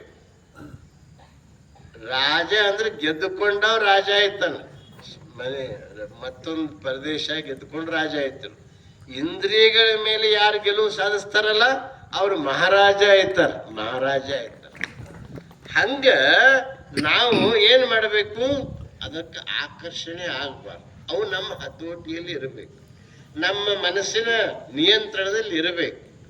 ಮನಸ್ಸು ನಮ್ಮ ಇದು ಹೇಳಿದಂಗ, ನಮ್ಮ ಮನಸ್ಸು ಹೇಳಿದಂಗೆ ಇಂದ್ರಿಯಗಳು ಕೇಳಬೇಕು, ಇಂದ್ರಿಯಗಳು ಹೇಳಿದಂಗೆ ಮನಸ್ಸು ಹೋಗ್ಬಾರ್ದು. ತಿಳಿತಿಲ್ಲ? ಈಗ ಒಂದೆಲ್ಲೋ ಒಂದು 10 ರೂಪಾಯಿ ನೋಟ್ ಬೀಳ್ತು. ನೋಟ್ ಬಿದ್ರೆ ಅವಾಗ ಕೆಲವ್ರು ಏನ್ ಮಾಡ್ತಾರ, ಅತ್ತ ಇತ್ತ ನೋಡ್ತಾರೆ, ಅವನ ನೋಡ್ಲತ್ತಾನೋ ಅಂತ ಮ್ಯಾಲ ಕಾಲಿಡ್ತಾರೆ, ಕಾಡ್ಲೆ ಕಿಸ್ದಾಡ್ತಾರೆ. ಹಂಗಿರಬಾರದು. ಅದು ಏನಾಯ್ತದ ಅರ್ಥ? ಇಂದ್ರಿಯಗಳು ಹೇಳಿದಂಗೆ ಕೇಳಿದಂಗೆ ಆಯ್ತು. ಆ ಇಂದ್ರಿಯ ಹೇಳ್ತದ, ಒಂದು ಒಳಗಿನ ಒಂದು ವಿವೇಕ ಮನಸ್ಸು ಅಂತ ಇರ್ತದ, ಅದು ಹೇಳ್ತದ, ನೋಡು ಅದು ಮುಟ್ಟಬೇಡ, ಅದು ನಿಂದಲ್ಲ. ಯಾಕೆ ಮುಟ್ತಿ? ಮುಟ್ರು ಎಲ್ಲರ ಧರ್ಮಾರ್ಥಕ್ಕೆ ಕೊಡು, ಯಾರ್ದು ಕಳೆದ ಅವ್ರಿಗಾರ ಮುಟ್ಟಿಸು, ಸಿಗ್ಲಿಲ್ಲ ಅಂದ್ರೆ ಒಂದು ಒಳ್ಳೆ ಕಾರ್ಯಕ್ಕೆ ಧರ್ಮಾರ್ಥ ಕೊಡು, ಅದು ನೀ ಬಳಸಬೇಡ ಅಂತ ಹೇಳ್ತು. ಇನ್ನೊಂದು ಉದಾಹರಣೆ ನಿಮ್ಗೆ ಹೇಳ್ತೀನಿ. ಸತ್ಯಕ್ಕ ಶರಣಿಯರ ಹೆಸರು ಕೇಳಿರಲ್ಲ ನೀವೆಲ್ಲ? ಕಸ ಕೂಡಿಸ್ತಿದ್ರು ಸತ್ಯಕ್ಕ. ಬೀದಿ ಕಸ ಹೊಡಿತು. ಬೀದಿ ಕಸ ಹೊಡೆಯೋ ಸಮಯದಲ್ಲಿ ಅನೇಕ ಕೆಲವರು ಶರಣರು ಕಳ್ತನ ಮಾಡ್ತಾರ ಅಂತ ತಪ್ಪು ಹೊಸ ಸಲುವಾಗಿ ಬೇಕಂತ ಬಂಗಾರ ನಾಣ್ಯ ಚೆಲ್ತಿರು. ಅವ್ರಿಗೆ ಅಪವಾದ ಕೊಡ್ಬೇಕಂತ ತಿಳ್ಕೊ. ಬಂಗಾರ ನಾಣ್ಯ ಚೆಲ್ದ್ರಿ ಹೆಂಗೂರು ತಗೋತಾರ. ಇವ್ರಿಗೆ ನಾವು ಇದು ಮಾಡಬೇಕು ಅನ್ನೋದು ಒಳಗಿನ ಭಾವ. ಬಂಗಾರ ನಾಣ್ಯ ಚೆಲ್ಲಿ ಮರಿ ನಿಂದಿರ್ತಿರು. ಆವಾಗ ಸತ್ಯಕ್ಕ ವಚನ ಹಾಡ್ಕೋತ ಕಸ ಹೊಡಿತೀವಿ. ವಚನ ಹಾಡ್ಕೋತ ಕಸ ಹೊಡಿತೀವಳು. ಕಸ ಹೊಡ್ಯಾಕ ಆ ಕಸ ಸರಿ ಅದನ್ನು ಹಂಗೆ ಹುಡುಗಲ್ಲ ತೊಳಕಿ. ಯಾರು ಬಂಗಾರ ನಾಣ್ಯ ಬಿಟ್ಟಿರಲ್ಲ ಮರ್ಯಾಗಿ ನಿಂತು ನೋಡತಿರ್, ಅವರಿಗೆ ತಳಮಳಾಗ್ಲತ್ ನಮ್ಮ ನಾಣ್ಯ ಸಿಗ್ತಾವಿಲ್ಲಪ್ಪು, ಹತ್ತೆ ಕಲ್ದಾಗ ಹೋದ್ರೆ ಹೆಂಗ ಅಂತ ಅವರಿಗೆ ಸಿಗ್ತಾವಿಲ್ಲ ಅಂತ. ಅವಾಗ ಅವರೆಲ್ಲ ಯಾರು ಹಾಕಿರ್ತಾರಲ್ಲ ಮರ್ಯಾಗಿ ನಿಂತಿಲ್ಲ, ಈಕೆ ಕಸ ಹೊಡ್ಕೋತ ಕಸದಾಗೆ ಹೋದ್ರು. ಅದು ವಚನನೂ ಅದ. ಲಂಚ ವಂಚನಕ್ಕೆ ಕೈಯಾಸೆ ಮಾಡಲಾರೆ ಅಂತ ಮತ್ತೊಂದು ವಸ್ತುವಿಗೆ ಆಶೆ ಮಾಡಿದ್ರೆ ಆ ಶಂಭು ಜಿಕ್ಕೇಶ್ವರ ಮೆಚ್ಚಂಗಿಲ್ಲ, ಪರಮಾತ್ಮ ಮೆಚ್ಚಂಗಿಲ್ಲ ಅಂತ ಹೇಳ್ತಾಳ. ಅವಾಗ ಆಕಿ ಕಸ ಹೊಡ್ಕೋತ ಹೋದ. ಅವರು ಯಾರು ಬಿಟ್ಟಿರ್ತಾರಲ್ಲ ಕೊಂಡಿ ಮನುಷ್ಯನ ವಂಶದವ್ರು, ಅಗೋ ಸತ್ಯಕ್ಕ ಬಂಗಾರ ನಾಣ್ಯ. ಅಯ್ಯೋ ನಿನಗೆ ಬಂಗಾರ ಕಾಣತ್ತದೇನು? ನನ್ನ ಕಾಯಕದಿಂದ ಯಾವುದು ಬರ್ತದ ಅದೇ ನನಗೆ ಬಂಗಾರ, ಉಳಿದದ್ದೆಲ್ಲ ಕಸ ಅಂತ. ಉಳಿದದ್ದೆಲ್ಲ ಕಸ. ಎಂಥ ಮಾತು ನೋಡ್ರಿ. ಇದು ಹೇಳೋದು ಸರಳದ, ಕೇಳೋದನ್ನು ಸರಳದ. ಆ ಸ್ಥಿತಿ ಬರ್ಬೇಕಾದ್ರ ಬಸವಣ್ಣನ ತರಬೇತಿ, ಬಸವಣ್ಣವ್ರ ಟ್ರೈನಿಂಗು ಎಂಥ ಮಹತ್ತರವಾಗಿರ್ಬೇಕು. ಎಂತೆಂಥವ್ರಿಗೆ ತಯಾರು ಮಾಡಿದ್ರು. ಇದಕ್ಕೇನಂತಾರ? ಆ ಬಂಗಾರ ತಕೊಂಡ್ರೆ ನಾವು ಇಂದ್ರಿಯಗಳು ದಾಸ್. ಅದನ್ನ ನಾವು ಮುಟ್ಲಿಲ್ಲ ಅಂದ್ರ ಇಂದ್ರಿಯಗಳ ಮೇಲೆ ನಾವು ವಿಜಯ ಸಾಧಿಸಿದ. ಮೇದಾರ್ ಕೇತಾಯ ಬಿದಿರು ಕಡಿಲಿಕ್ಕೆ ಹೋದಾಗ ರತ್ನ ಬಳ ಹೋಗ್ತಿತ್ತು. ಇದು ಹುಳ ಅಂತಂದವ. ನೋಡ್ರಿ ಒಂದೊಂದು ರೋಮಾಂಚನ ಆಗ್ತಾವ ಒಂದು ಕೈ. ಇದು ಶರಣರದ ಘಟನೆ ಕೇಳಿದ್ರು. ಹಾಗೆ ಇಲ್ಲೇನ್ ಹೇಳ್ತಾರ ಪ್ರಭುದೇವರು, ಐವರ ಬಾಯ ಎಂಜಲವ ನುಂಬಿರಿ. ನೀವು 5 ಇಂದ್ರಿಯಗಳು ಎಂಜಲು ಉಣ್ತಾ ಇದ್ದೀರಿ, ಹೆಂಗ ಶಿವಜ್ಞಾನ ಪ್ರಾಪ್ತಿ ಆಯ್ತದ? ನೀವು ಹೆಂಗ ಭಕ್ತರಾಗ್ತೀರಿ? ನಿಮ್ಗೆ ಭಕ್ತರ ಅಂತ ಹೆಂಗೆ ಹೇಳ್ಬೇಕು? ಭಕ್ತರಾದವರು ಆ ಇಂದ್ರಿಯಗಳ ದಾಸ ಆಗಬಾರ್ದು. ಇನ್ನು ನಮ್ಗೆ ಒಳ್ಳೆಯದೇ ಕಾಣಬೇಕು, ಒಳ್ಳೆಯದೇ ನೋಡಬೇಕು, ಒಳ್ಳೆಯದೇ ಕೇಳಬೇಕು, ಒಳ್ಳೆಯದೇ ನಾವು ಶ್ವಾಸೋಚ್ಛ್ವಾಸ ಮಾಡಬೇಕು. ಯಾವುದು ಕೆಟ್ಟದ್ದು ಸಂಗ್ ಮಾಡಬಾರ್ದು. ಗೊತ್ತದ ಈ ಹೆಂಗ ನಾಲ್ಗಿಗೆ ರುಚಿಗೆ ಹೆಂಗೆ ಬಲಿ ಆಯ್ತಾರ ಅಂತ ಪಕ್ಷಿಗಳು ಇರ್ತಾವಲ್ಲ, ಪಕ್ಷಿಗಳು ಬೇಡ ಪಕ್ಷಿಗಳು ಹಿಡಿಲಿಕ್ಕಂತ ಬಂದ. ಸಾಯಂಕಾಲ ಹೊತ್ತು ಒಂದು ಗಿಡ ಕೆಳಗೆ ಏನು ಮಾಡ್ದ, ಚೆನ್ನಾಗಿ ಅಕ್ಕಿಗಳು ಹಾಕ್ದ. ನಿಮ್ಗೆಲ್ಲ ಗೊತ್ತಿದ್ದಿದ್ದದ ಇದು. ಎಲ್ಲ ಅಕ್ಕಿ ಹಾಕ್ದ, ಬಲಿ ಕಾಣಲಿಲ್ಲ, ಅಕ್ಕಿ ಕಂಡು. ಯಾರಿಗೆ? ಆ ಪಕ್ಷಿಗಳಿಗೆ. ಹೊಟ್ಟೆ ತುಂಬ ಮೇದ್ ಬಂದಾವ, ಹೊಟ್ಟೆ ತುಂಬ ಕಾಳು ತಿಂದು ಬಂದಾವ. ಆದರೂ ಅಕ್ಕಿ ಬಹಳ ಹೊಲ ಇಲ್ಲಿ ತಿಂಬರಿ ನಡ್ರಿ ಅಂತಂತ. ಅದ್ರಾಗ ಒಂದು ವಿವೇಕುಳ್ಳ ಅಂತ ಒಂದು ಗಿಳಿ ಇತ್ತು. ಅದು ಹೇಳ್ತು, ಬ್ಯಾಡ್ರು, ಸುತ್ತಮುತ್ತ ಇಲ್ಲಿ ಬೆಳಿ ಇಲ್ಲ, ಇಲ್ಲಿ ಚೆಲ್ಲೆವ ಅಂದ್ರೆ ಏನೋ ಇದ್ರಾಗ ಮೋಸದ, ಇದ್ರಾಗ ಏನೋ ಮೋಸದ. ಅದಕ್ಕೆ ನಾವು ಹಂಗೆ ಅದಕ್ಕೆ ಆಶೆ ಮಾಡಬಾರ್ದು. ಬಟ್ಟೆ ತುಂಬ ಆನಂದ ತಿಂದು ಬಂದ್ವಿ, ಮತ್ತೆ ಕಾಶಿ ಮಾಡರಿ ಅಂತ ಆ ಪಕ್ಷಿ ಹೇಳ್ತು ಎಲ್ಲ ಪಕ್ಷಿಗಳಿಗೆ. ನಿಂಗೆ ಇದ್ರದ್ದು ರುಚಿ ಟೆಸ್ಟ್ ನೋಡರಿ, ಟೆಸ್ಟ್ ನೋಡರಿ. ಅವಾಗ ಬ್ಯಾಡ್ರಂದ ಇಲ್ಲ, ಕೇಳೇ ಇಲ್ಲ ಅದು. ಪಾಪ ಅದು ಹೇಳಿದ ಪಕ್ಷಿ ಏನು ಬರಲಿಲ್ಲ. ಉಳಿದ ಪಕ್ಷಿ ಎಲ್ಲ ಬಂದು ಆ ಬಲಿಯಾಗ ತಿನ್ನಕ್ ಚಾಲು ಮಾಡು, ಬಲಿ ಅದ ಅಂತ ಅವ್ ಗೊತ್ತಾಯ್ತು. ಅವಾಗ ಇನ್ನ ಬರ್ಲಿ, ಇನ್ನ ಪಕ್ಷಿಗಳು ಬರ್ಲಿ, ಇನ್ನ ತಿಲ್ಲಿ ಅಂತೀವ, ಆ ದಾರಿ ನೋಡ್ತಿರ್ತಾನ. ಅಷ್ಟ್ರಾಗ ನಾನಿನ್ ಮಾತು ಕೇಳಿಲ್ಲ, ಒಂದು ಉಪಾಯರ ಹೇಳು, ನಾವ್ ಹೆಂಗ್ ಪಾರಾಗರಿ ಅಂತ ಶಾಣೆ ಪಕ್ಷಿಗೆ ಅವ ಅಲ್ಲಿಂದ ಕೇಳುದು. ಒಂದ್ ಹೇಳ್ತೀನಿ, ನೀವೆಲ್ಲ ಒಕ್ಕಟ್ಟಾಗ್ರಿ, ಒಮ್ಮೆಲೆ ಹಾರಿ. ಇಲ್ಲೊಂದು ಗುರುವಿನ ಆಶ್ರಮದ, ಆಶ್ರಮಂದು ಹೋಗಿ ನಾವು ಅಲ್ಲಿ ಎಳೆಯೋಣ, ಅಲ್ಲಿ ಗುರುಗಳು ಕಟ್ ಮಾಡ್ತಾರೆ ನಮ್ಮ ಬಲಿ ಅಂತ ಹೇಳ್ತು. ಅವಾಗ ಎಲ್ಲರೂ ಜಾಗ್ರತೆ ಅದು. ಅವ ಬೇಡ ಅಲ್ಲೇ ಕುಂತಿದ್ದ ಗಿಡ ಕೆಳಗ, ಇನ್ನ ಬೀಳ್ ಪಕ್ಷಿ ಅಂತ. ಏಕದಮ್ ಹಾರ್ದು ಆ ಬಲಿ ತಕೊಂಡೇ ಹೋಗಿ ಬರ್ರಂದ್ ಬಲಿ ತಕೊಂಡು ಹೋಗಿ ಅಲ್ಲೊಂದು ಗುರುಗಳ ಆಶ್ರಮ ಇತ್ತು, ಅಲ್ಲಿ ಹೋಗಿ ಇಳಿದು ಪಾಪ ಬಲಿದ ಬಿದ್ದವ ಅಂತ ತಿಳ್ಕೊಂಡು ಎಲ್ಲ ಕಟ್ ಮಾಡಿದ್ರು ಗುರುಗಳು. ಎಲ್ಲರೂ ಬರ್ರಂತ ಹಾರಿ ಹೋದು. ಇದು ನಮ್ಮ ನಾಲಿಗೆ ರುಚಿಗಾಗಿ ನಾವು ಇಂಥದ್ದನ್ನ ಆಶೆ ಮಾಡಬಾರ್ದು. ಇಲ್ಲಿ ಏನ್ ಹೇಳ್ತಾರ, ಈ ಸಾಲಿನ ಅರ್ಥ ಏನು ಅಂದ್ರ, ಪಂಚೇಂದ್ರಿಯಗಳಲ್ಲಿ 5 ಬಾಯ ಎಂಜಲವ ನುಂಬಿರಿ. ಇದು ಅರ್ಥ ಆಯ್ತು ನಿಮಗೆ. ಏನು, ನಮ್ಮ ಇಂದ್ರಿಯಗಳ ದಾಸ ಆದ್ರ ನಾವು ಭಕ್ತರಾಗ್ಲಕ್ ಸಾಧ್ಯ ಇಲ್ಲ. ನಾವು ಭಕ್ತರಾಗಬೇಕಾದ್ರ ಇಂದ್ರಿಯಗಳ ಮೇಲೆ ನಾವು ಒಡೆತನವನ್ನ ಸಾಧಿಸ್ಬೇಕು. ಈಗ ಸಂಸಾರ ಬಿಡು ಅಂತ ಹೇಳ್ತಿರ್ಲಿ ಇಲ್ಲಿ ಪ್ರಭುದೇವರು. ಸಂಸಾರದಾಗ ಇರಬೇಕು, ಆನಂದ ಪಡಬೇಕು. ಹೆಂಗಿರ್ಬೇಕು ಸಂಸಾರದಾಗ? ಕಮಲದ ಹೂವ ನೀರಾಗಿರೋದು ತಪ್ಪಲ್ಲ. ನೀರ್ ಕಮಲದ ಹೂವು ಎಷ್ಟೇ ಗೊಜ್ಜಿನ ಕಮಲದ ಹೂವ ಹುಟ್ಟುತ್ತದ, ಅದು ಗೊಜ್ಜು ಹಚ್ಕೊಂಬಲ್ಲ, ಒಂದು ನೀರು ಅಂಟಿಸ್ಕೊಂಬಲ್ಲ, ನಿರ್ಲಿಪ್ತವಾಗಿರ್ತದೆ. ಈ ಇನ್ನೊಂದು ಹೇಳ್ತೀನಿ, ಈ ಆಕಳ ನೀರು ಕುಡಿಯೋದು ನೀವು ನೋಡಿರಿ, ನೀರು ಕುಡಿಯೋದು ನೋಡಿರಿ. ಅದು ಹೆಂಗೆ ಕುಡಿತದ್ರಿ ನೀರು? 2 ಕಾಲು ದಂಡಿ ಮೇಲೆ ಮುಖ ಮುಂದೆ ಮಾಡಿ ನೀರು ಕುಡಿದು ಕಟ್ಟಂತ ತಿರುಗ್ತದೆ. ನೀರಾಗಿ ಒಂದು ಪ್ರವೇಶ ಕಾಲು ಸಮೇತ ಇಡಲ್ಲ, ನೀರು ಗಲೀಜಾಯ್ತವ. ಎಮ್ಮಿ ನೀರು ಕುಡಿಯೋದು ನೋಡಿರಿ, ಎಮ್ಮಿ ನೀರು ಕುಡಿಯೋದು ನೋಡಿರಲ್ಲ? ನೋಡಿ, ಎಮ್ಮಿ ಒಳಗೆ ಹೋಗಿ ನೀರು ಕುಡಿದು ಮುಳುಗಿ ಅಡ್ಡಾಡಿ ಕೆಳಗ ಮೇಲೆ ಆಗಿ ಅಲ್ಲೇ ಕೂಡ್ತು. ಮಾಲಕ್ ಬರ್ತಾನೆ ಎಮ್ಮಿ ಕರಿಲ, ಬಾರೋ ಬಾರ, ಅದಂತೂ ನೀನೇ ಬಾರೋ ಇದ್ರಾಗ. ಇದು ಬಹಳ ಮಜಾ ಅದ, ನೀ ಬಾ ಅಂತಂದು ಮಾಲಕ್ಕಿಗೆ ಅದು ಕರೀತು. ಇದು ಆಕಳ ನೀರು ಕುಡಿಯೋದು ಹೆಂಗಂದ್ರ ಶರಣರ ಸಂಸ್ಕೃತಿ. ಎಮ್ಮಿ ನೀರು ಕುಡಿಯೋದಂದ್ರ ಪಂಚೇಂದ್ರಿಯಗಳಲ್ಲಿ ಮುಳುಗಿದಂಗ. ಈಗ ನಿಮ್ಗೆ ಸ್ಪಷ್ಟ ಆಯ್ತು. ಮುಂದಿನ ಸಾಲ ನೋಡೋಣ. ಮುಂದೇನು ಹೇಳ್ತಾರೆ? ಐವರ ಸ್ತ್ರೀಯರ ಮುಖವ ನರಿಯಿರಿ, ಐವರ ಸ್ತ್ರೀಯರ ಮುಖವ ನರಿಯಿರಿ. ನೀವು ಐವರದು ಮುಖನೇ ನೀವು ನೋಡ್ತಾ ಇಲ್ಲ. ಶರಣರು 5 ತತ್ವಗಳು ಕೊಟ್ಟಾರ. ಪಂಚಶೀಲಗಳು ಅಂತಾರ, ಪಂಚ ಆಚಾರಗಳು ಅಂತಾರ.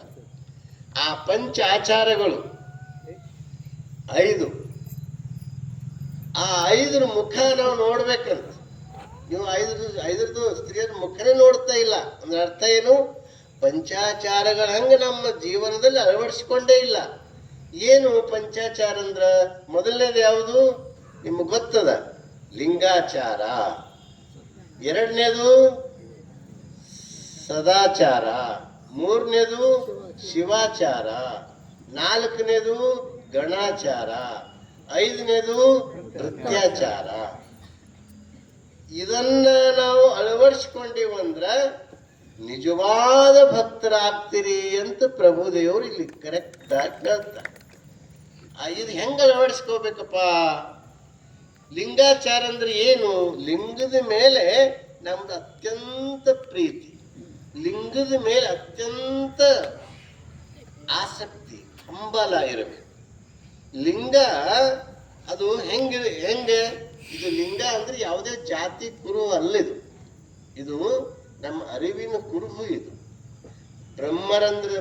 ಯಡಿಯೂರು ಸಿದ್ಧಲಿಂಗೇಶ್ವರ ಹೇಳ್ತಾರೆ, ಬ್ರಹ್ಮರಂಧ್ರದಲ್ಲಿ ಇಪ್ಪನಾದ ಚೈತನ್ಯವಪ್ಪ ಪರಮ ಚಿತ್ಕಡಿಯನೆ ಭಾವ ಮನಕರದಲ್ಲಿ ಶ್ರೀ ಗುರುವು ತಂದು ಸಾಹಿತ್ಯವ ಮಾಡಿದನಾಗಿ ಭಾವದಲ್ಲಿ ಸತ್ಸ್ವರೂಪವಪ್ಪ ಭಾವಲಿಂಗವೆನಿಸಿ ಪ್ರಾಣದಲ್ಲಿ ಚಿತ್ಸ್ವರೂಪವಪ್ಪ ಪ್ರಾಣಲಿಂಗವೆನಿಸಿ ಕರಸ್ಥಲದಲ್ಲಿ ಆನಂದ ಸ್ವರೂಪವಪ್ಪ ಇಷ್ಟಲಿಂಗವೆನಿಸಿ ಒಂದೇ ವಸ್ತು ತನು ಮನ ಭಾವಂಗಳಲ್ಲಿ ಇಷ್ಟ ಪ್ರಾಣ ಭಾವ ಭೇದವನ್ನರಿಯದೆ ಇಷ್ಟಲಿಂಗವ ದೃಷ್ಟಿಜ್ಞಾನದಿಂದ ಗ್ರಹಿಸಿ ಪ್ರಾಣಲಿಂಗವ ಮನಜ್ಞಾನದಿಂದ ಗ್ರಹಿಸಿ ಭಾವಲಿಂಗವ ತೃಪ್ತಿಜ್ಞಾನದಿಂದ ಗ್ರಹಿಸಿ ಇಂತಪ್ಪ ಲಿಂಗತ್ರಯ ಬಿಡಿದು ಲಿಂಗದೊಡನೆ ಕೂಡಿ ಆ ಲಿಂಗವೇ ತಾನು ತಾನಾಗಿ ಆಚರಿಸಿದಿಪ್ಪುದೇ ಶಿವಯೋಗ ನೋಡ ಮಹಾಲಿಂಗ ಗುರು ಶಿವಸಿದ್ದೇಶ್ವರ ಪ್ರಭುವೇ. ಶಿವಯೋಗದ ವ್ಯಾಖ್ಯಾನ ಎಷ್ಟು ಚಂದ ಹೇಳ್ತಾರೆ. ಲಿಂಗದ ಮೇಲೆ ಅತ್ಯಂತ ಭಕ್ತಿ ಇರಬೇಕು, ಅತ್ಯಂತ ಭಕ್ತಿ ಇರಬೇಕು. ನಿಮ್ಮ ಭಕ್ತಿ ನಿಮ್ಮ ಪತಿದೇವರ ಮೇಲೆ ಹೆಂಗಿರ್ತದಲ್ಲ, ಪತಿದೇವರ ಮೇಲೆ ಹೆಂಗ ಭಕ್ತಿ ಇರ್ತದೋ, ಹೆಂಗ ಸರ್ವಸ್ವ ಅಂತ ತಿಳಿತೀರೋ, ಹೆಂಗ ನಿಷ್ಠೆ ಅಂತ ತಿಳಿತೀರೋ. ಗುರುಗಳು ಅಂಗಲಿಂಗರು ಮದುವೆ ಮಾಡಿಕೊಟ್ಟಿರ್ತಾರೆ, ಅಂಗಲಿಂಗ ಮದುವೆ ಮಾಡಿಕೊಟ್ಟಿರ್ತಾರೆ. ಹೆಂಗ ಸತಿಪತಿ ಪತಿ ಬಿಟ್ಟು ಸತಿ ಮತ್ತೊಂದು ಕಡೆ ನೋಡಂಗಿಲ್ಲೋ, ಪತಿ ಸತಿ ಬಿಟ್ಟು ಮತ್ತೊಂದು ಕಡೆ ನೋಡಂಗಿಲ್ಲೋ, ಅಲ್ಲಿ ಹೆಂಗ ಏಕ ಪತಿವ್ರತ ಏಕ ಸತಿವ್ರತ ಇರ್ತದೋ ಅದೇ ರೀತಿಯಾಗಿ ದೀಕ್ಷಾ ಆದ್ಮೇಲೆ ಗುರುಗಳು ಲಿಂಗ ಕೊಟ್ಟ ಮೇಲೆ ಲಿಂಗದಲ್ಲಿನೇ ಎಲ್ಲವನ್ನ ಕಾಣ್ತಕ್ಕದ್ದೇ ನಿಜವಾದ ಲಿಂಗಾಚಾರ. ಅದಕ್ಕೆ ಇದು ಲಿಂಗಾಚಾರ ನಿಮಗೆ ತಿಳಿತು. ಇನ್ನು ಸದಾಚಾರ ಅಂದ್ರೆ ಏನು? ಸದಾಚಾರ ಅಂದ್ರ ಒಂದೇ ವಾಕ್ಯದ ನಿಮ್ಗೆ ಹೇಳ್ಬೇಕಾದ್ರ ಸತ್ಯ ಶುದ್ಧ ಕಾಯಕ ಮಾಡಿ ಬಂದದ್ದಲ್ಲಿ ತಾನು ಪ್ರಸಾದ ಸ್ವೀಕರಿಸಿ ಉಂಡು ಒಂದು ಕೆಲವು ಭಾಗ, ಕೆಲವು ಪರ್ಸೆಂಟ್, ಕೆಲವು ಭಾಗ ನಮ್ಮ ದಾಸೋಹಕ್ಕೆ ಸಮಾಜಕ್ಕೆ ಒಳ್ಳೆ ಕಾರ್ಯ ಮಾಡೋರಿಗೆ ನಾವು ದಾಸೋಹ ಮಾಡಿದ್ರೆ ಇದು ಸದಾಚಾರ. ಪೂರ್ತಿ ನಾವು ಗಳಿಸಿದ್ದೆಲ್ಲ ನಾವೇ ಇಟ್ಕೋಬೇಕಂದ್ರೆ ಒಂದು ದಿವಸ ಕೆರೆ ಹೊಡಿತದ. ತಿಳಿತಿಲ್ಲ, ಈ ಮಳೆ ಭಾಳ ಬಂತಂದ್ರ ಒಂದು ಕೆರೆಗೆ ಏನಿರ್ತದ್ರಿ, ಅದಕ್ಕೇನೋ ಅಂತಾರಲ್ಲ, ಗೇಟ್ ಇರ್ತದ, ನೀರು ಹೆಚ್ಚಾಗಿದ್ದು ಹೋಗ್ಲಾಕ ತುಂಬ್ತಂದ್ರ. ನಾವು ಭಾಳ ಭಕ್ತರು ಏನ್ ಮಾಡ್ತೀವಿ, ನಾವು ಭಕ್ತರಿದ್ದವ್ರು ಹಿಂಗೆ ಗೇಟ್ ಮುಚ್ಚಿಡಲ್ಲ. ಭಕ್ತರು ಇಲ್ದವ್ರಿಗೆ ಹೇಳ್ತಾ ಇದೀವಿ, ನೀವು ಇಲ್ಲಿ ಯಾರು ಅಂತವ್ರು ಇಲ್ಲ, ಮತ್ ನಮ್ಮ ಮೇಲೆ ಹೇಳತ್ತ ತಿಳ್ಕೊಂಡಿರಿ. ಇಲ್ಲೇನ್ ಹೇಳ್ತಾರ, ಕೆರೆ ಗೇಟು ತೆರೆದ್ರೆ ಕೆರೆ ಸುರಕ್ಷಿತ ಇರ್ತದೆ. ಹಂಗೆ ಬಸವಣ್ಣವ್ರು ಏನು ಮಾಡಿದ್ರು ಅಂದ್ರೆ ನೀ ಗಳಿಸಪ್ಪ, ಅದ್ರದ್ದು ತುಂಬಿದ ಮೇಲೆ ಒಂದು ಹೋಗ್ಲಾಕ ಒಂದು ಗೇಟ್ ಇಡು ಅಂದ್ರೆ ನಿಜವಾದ ನೀ ಭಕ್ತ ಐತಿ ಅಂತ ಇಲ್ಲಿ ಪ್ರಭುದೇವರು ಹೇಳ್ತಾರ. ಇದಕ್ಕೆ ಸದಾಚಾರ ಅಂತ ಹೇಳ್ತಾರೆ. ಅದಕ್ಕೆ ನಮ್ಗೆ ದಾಸೋಹ. ಜೈನ ಧರ್ಮ ಬಂದ ತಕ್ಷಣ ಮೊದಲನೇದೇನು ನೆನಪಾಗ್ತದ? ಅಹಿಂಸೆ. ಅಹಿಂಸೆ ಅಂತ ನೆನಪಾಗ್ತದೆ. ಆ ನಂತರ ಕ್ರೈಸ್ತ ಧರ್ಮ ಬಂದ ತಕ್ಷಣ ಸೇವೆ ಅಂತ ನೆನಪಾಗ್ತದೆ. ಲಿಂಗಾಯತ ಧರ್ಮ ಬಂದ ತಕ್ಷಣ ಏನು ಅನಿಸ್ತದ? ದಾಸೋಹ. ಯಾವುದೇ ಲಿಂಗಾಯತರ ಮನೆಗೆ ಹಸಿದು ಹೋದ್ರೆ ಒಂದು ಆನಂದವಾಗಿ ಪ್ರಸಾದ ನೀಡಂಗಿಲ್ಲ ಅನ್ನುವಂಥ ಮಹಿಳೆ ನಮ್ಮಲ್ಲಿ ಯಾರೂ ಇರಂಗಿಲ್ಲ. ಅಷ್ಟೊಂದು ದಾಸೋಹ ಸಂಸ್ಕೃತಿ ನಮ್ಮಲ್ಲಿ 12ನೇ ಶತಮಾನ ಹಿಡ್ಕೊಂಡು ಬೆಳ್ಕೊಂಡು ಬಂದು ಅಂತ ದಾಸೋಹ. ಮತ್ತು ಯಾರು ದಾಸೋಹ ಮಾಡ್ತಿರಲ್ಲ ಒಂದಕ್ಕೆ 10 ಪಟ್ಟು ಆ ಪರಮಾತ್ಮ ಬಸವಣ್ಣ ಕೊಡೋದಂತೂ ನಿಶ್ಚಿತ ನಿಶ್ಚಿತ ನಿಶ್ಚಿತ. ಅದಕ್ಕೆ ನಾವು ದಾಸೋಹ ಸಂಸ್ಕೃತಿ ನಿಮ್ಮ ಮೊದಲೆಲ್ಲ ಕಂತಿ ಭಿಕ್ಷಾ ಬೇಡ್ತಿದ್ರು. ಈಗ ಬೇಡವರು ಸಿಗ್ತಾ ಇಲ್ಲ, ನೀಡೋರು ನೀವು ತಯಾರಿದ್ರಿ ಪಾಪ, ಬೇಡವರೇ ಇಲ್ಲ. ಅದ್ಯಾರು ಮಾಡ್ತಾರ್ರಿಯಪ್ಪ ಅಂತಾರೆ ಈಗೆಲ್ಲ ಸ್ವಾಮಿಗಳು ಹಂಗೆ ಅಲ್ಲತ್ತಾರ. ಅಂದ್ರೆ ಯಾಕೆ ಹೇಳ್ತೀವಿ ಅಂದ್ರೆ ದಾಸೋಹ ಸಂಸ್ಕೃತಿ. ನಾವು ಎಲ್ಲಕ್ಕಿಂತ ಅನ್ನ ದೇವರ ಮುಂದೆ ಇನ್ನು ದೇವರು ಉಂಟೆ ಅಂತ ಹೇಳ್ತಾರೆ. ಈ ಶರಣಬಸಪ್ಪ ಅವ್ರ ಜೀವನದಾಗ ಒಂದು ಬರ್ತದೆ, ಹಸಿದವರಿಗೆ ಮೊದಲು ಅನ್ನ ಕೊಡಬೇಕು, ಹಸಿದವರಿಗೆ ಮೊದಲು. ಮತ್ತು ಕೊಟ್ಟಿದ್ದು 100% ವಾಪಸ್ ಬರ್ತದೆ. ನೀವು ಎಂದೂ ಇದು ತಿಳ್ಕೊರಿ. ನಾನು ಒಂದು ಸಣ್ಣ ಘಟನೆ ಹೇಳ್ತೀನಿ, ನೆನಪಾಗ್ಲತ್ತದ. ಹಿಂದೆ ಯಾವಾಗಾರ ಹೇಳಿರ್ಬೇಕು. ಈ ಒಬ್ಬ ಹುಡುಗ, ಸಣ್ಣ ಹುಡುಗ 6ನೇ ಕ್ಲಾಸ್ ಓದ್ತಿದ್ದ. 6ನೇ ಕ್ಲಾಸ್ ಹೋದ ಹುಡುಗ ಬಡತನ ಭಾಳ ಇತ್ತು. ಪೇಪರ್ ಹಾಕ್ತಿದ್ದ ದಿವಸ, ಮನೆಗೆ ಪೇಪರ್ ಹಾಕ್ತಿದ್ದ. ಪೇಪರ್ ಹಾಕಿ ಅದು ಬಂದಿಂದ ತನ್ನ ಫೀಸು ತುಂಬ್ತಿದ್ದ, ಉಳಿದಿದ್ದು ತಾಯಿ ಕೊಡ್ತಿದ್ದ. ತಂದೆ ಇದ್ದಿಲ್ಲ. ಅವಾಗ ಅವನಿಗೆ ಒಂದು ದಿವಸ ಹಸು ಭಾಳಾಗಿತ್ತು, ಹೊಟ್ಟೆ ಕಸಿಸಿ ಆಗ್ಲತ್ತಿತ್ತು. ಪೇಪರ್ ಹಾಕಕ್ಕೆ ಸೈಕಲ್ ಹೊಡಿಲಿಕ್ಕೂ ಶಕ್ತಿ ಇದ್ದಿಲ್ಲ, ಅಷ್ಟು ತ್ರಾಸ ಆಗ್ಲತ್ತಿತ್ತು. ಊರ್ ಕೊನೆಗೆ ಒಂದು ಮನೆ ಇತ್ತು, ಲಾಸ್ಟ್ ಮನೆಗೆ ಪೇಪರ್ ಹಾಕ್ಲಕ್ಕಂತ ಹೋದ. ಅವ್ನಿಗೆ ಹಸು ತಾಳಿಲ್ಲ. ಅದರ ಊಟಕ್ಕೆ ಕೊಡುವಂತ ಹೆಂಗೆ ಬೇಡ್ತಾನೋ ಬೇಡಲಿಲ್ಲ. ತಾಯಿ ಒಂದು ಗ್ಲಾಸ್ ನೀರು ಕೊಡು ಅಂತ ಕೇಳ್ದ. ಅವನ ಮುಖ ನೋಡಿದಳು. ಮುಖ ನೋಡಿ ಆಕೆ ಏನು ಮಾಡಿದಳು, ಇವ ಭಾಳ ಹಸ್ದಂಗೆ ಕಾಣಿಸ್ತಾನ ಪಾಪ, ಮುಖ ಎಲ್ಲ ಬಾಡ್ಯದಂತ ತಿಳ್ಕೊಂಡು ಒಂದು ತಾಟಿನಾಗ ಇಷ್ಟು ಅನ್ನ, ಸಾರು, ಒಂದು ರೊಟ್ಟಿ, ಚಟ್ನಿ ತಂದು ಕೊಟ್ಟರು. ಅವ ಆನಂದವಾಗಿ ಪ್ರಸಾದ ಮಾಡ್ದ. ಹೊಟ್ಟೆ ತುಂಬ ನೀರು ಕುಡ್ದ. ತಾಯಿ, ನಂಬಲ್ಲಿ ನಿಮ್ಗೆ ಉಪಕಾರ ತೀರ್ಸ್ಲಕ್ಕ ರೊಕ್ಕ ಅದು ಏನು ನಂಬಲ್ಲಿ ಇಲ್ಲ. ಹುಚ್ಚ ರೊಕ್ಕ ಎದಕ್ಕೆ ಹತ್ತವು, ನೀವು ಚಂದ ಓದು, ಚಂದ ಮನುಷ್ಯ ಆಗು ಸಾಕು ಅಂತಂದು. ಆಯ್ತಂತವ ಹೋದ. ಮುಂದ 60-70 ವರ್ಷ ನಂತರ ಆಕೆಗೆ 70 ವಯಸ್ಸಾಗಿತ್ತ ಹೆಣ್ಣು ಮಗಳಿಗೆ. ಹೊಟ್ಟೆಯಲ್ಲಿ ಏನೋ ಕಾಯಿಲೆ ಇತ್ತು. ಆಕೆ ದೊಡ್ಡ ಹಾಸ್ಪಿಟಲ್, ಕಲಬುರಗಿ ಹೆಂಗೆ ಹೈದರಾಬಾದ್ ಹಂಗೆ ದೊಡ್ಡ ಹಾಸ್ಪಿಟಲ್ಗೆ ಹೋದ್ರು. ಹಾಸ್ಪಿಟಲ್ಗೆ ಹೋದಾಗ ಈಕಿ ಅಲ್ಲಿ ಆಪರೇಷನ್ ಮಾಡ್ಲತ್ತಿರು ಡಾಕ್ಟರ್ ಎಲ್ಲ. ಅದು ಭಾಳ ಅಂದ್ರೆ ಭಾಳ ಕ್ರಿಟಿಕಲ್ ಇತ್ತು. ಈಕಿ ಸಾಯ್ತಾಳೋ ಇರ್ತಾಳೋ ಅನ್ನಂಗಿತ್ತು. ಅಲ್ಲಿದ್ದ ಡಾಕ್ಟರ್ಗಳಿಗೆ ಸಾಲ ಅಲ್ಲಕ್ಕೆ ಮತ್ತೊಬ್ರು ದೊಡ್ಡ ಡಾಕ್ಟರ್ ಇದ್ರು. ಅವ್ರಿಗೆ ಫೋನ್ ಮಾಡಿದ್ರು, ಸರ್ ಪ್ಲೀಸ್ ಒಂದು 5 ನಿಮಿಷ ಬರ್ರಿ, ಇದು ಆಪರೇಷನ್ ಯಾಕೋ ಸ್ವಲ್ಪ ಕ್ಲಿಷ್ಟ ಕಾಣಿಸ್ತದ ಅಂತ ಕರೆದ್ರು. ಅವ್ರು ಬಂದು ಅವ್ರು ಸ್ವತಃನೇ ಬಂದು ನಾನೇ ಆಪರೇಷನ್ ಮಾಡ್ತೀನಿ ಅಂತೇಳಿ ಅವರೇ ಆಪರೇಷನ್ ಮಾಡಿದ್ರು. ಮಾಡಕ್ಕಿಗೆಲ್ಲ ಗುಣಮುಖ ಆಯಿತು. ಗುಣಮುಖ ಆದ್ಮೇಲೆ ವಾಪಸ್ ನಡೆದಳು ಮನೆಗೆ. ಬಿಲ್ ಕೊಡ್ರಿ ಸರ್ ಅಂತಂದ್ರು. ಇಲ್ಲ ತಾಯಿ, ನಿನ್ನ ಬಿಲ್ ಎಲ್ಲ ಕೊಟ್ಟಾರ, 5 ಲಕ್ಷ ರೂಪಾಯಿ ಬಿಲ್ ಆಗಿತ್ತು. ಇಲ್ಲೊಬ್ರು ಪಕ್ಕದ ಡಾಕ್ಟರ್ ಕೊಟ್ಟಾರ ನಿನ್ನ ಬಿಲ್ಲು ಅಂತ ಹೇಳಿದ್ರು. ನನ್ನ ಬಿಲ್ಲು ಪಕ್ಕದ ಡಾಕ್ಟ್ರ ಯಾಕೆ ಕೊಟ್ರು ಅಂತ ಆಕೆ ಆಶ್ಚರ್ಯ ಆಯಿತು. ಆ ಡಾಕ್ಟ್ರನ ಫೋನ್ ನಂಬರ್ ಕೊಡ್ರಿ, ನಾನು ಹೋಗಿ ಭೇಟಿ ಆಗ್ತೀನಿ ಅಂತ ಹೇಳಿದ್ರು. ಆಕೆ ಫೋನ್ ನಂಬರ್ ಕೊಟ್ಟರು, ಭೇಟಿ ಆದಳು. ಸರ್ ನೀವು ಯಾರ್ರಿ, ನನ್ನ ಬಿಲ್ ನೀವೇ ಕೊಟ್ರಿ, ಏನು ಸಂಬಂಧ ಅಂತ ಕೇಳಿದ್ರು. ಅವಾಗ ಅವ ಹೇಳ್ದ, ತಾಯಿ ನಾನು 6ನೇ ಕ್ಲಾಸ್ ಇದ್ದಾಗ ನನಗೆ ಹೊಟ್ಟೆಗೆ ಹಸಿವು ಭಾಳ ಆಗಿತ್ತು, ನೀನು 1-2 ರೊಟ್ಟಿ ಇಷ್ಟು ಅನ್ನ ಕೊಟ್ಟು ನನಗೆ ಭಾಳ ತೃಪ್ತಿಪಡಿಸಿದ್ದಿ, ನಿನಗೆ ನಾನು ಗುರುತು ಹಿಡ್ದ, ನಾನೇ ಆಪ್ರೇಷನ್ ಮಾಡಿ ಬಿಲ್ ನಾನೇ ಪೇಮೆಂಟ್ ಮಾಡೀನಿ, ನೀನು 2 ರೊಟ್ಟಿ ತೂಕ ನನ್ನ 5 ಲಕ್ಷ ರೂಪಾಯಿ ಹಣ ತೂಕ, ಅದು ಲೆಕ್ಕ ಹಾಕಿದ್ರಿಂದ 2 ರೊಟ್ಟಿ ತೂಕ ಹೆಚ್ಚಾಯ್ತದ ತಾಯಿ, ನಿಂಗೆ 2 ರೊಟ್ಟಿ ತೂಕ ಹೆಚ್ಚಾಯ್ತದ ಅಂತ ಹೇಳಿ. ಇದು ದಾಸೋಹ. ಅದಕ್ಕೆ ಸದಾಚಾರ ಅಂದ್ರೆ ಏನು? ನಾವು ದಾಸೋಹ ಮಾಡ್ತಾ ಇರಬೇಕು. ಮುಂದೆ ಹೋಗೋಣ, ಸಮಯ ಆಗ್ತದ. ಮುಂದೆ ಲಿಂಗಾಚಾರ ಆಯ್ತು, ಸದಾಚಾರ ಆಯ್ತು, ತಿಳಿತಲ್ಲ. ಲಿಂಗಾಚಾರ ಅಂದ್ರೆ ಏನು? ಲಿಂಗದ ಮೇಲೆ ಅತ್ಯಂತ ನಿಷ್ಠೆ, ಅತ್ಯಂತ ಶ್ರದ್ಧೆ. ಸದಾಚಾರ ಅಂದ್ರೇನು? ಕಾಯಕ ದಾಸೋಹ. ಆ ನಂತರ ಶಿವಾಚಾರ.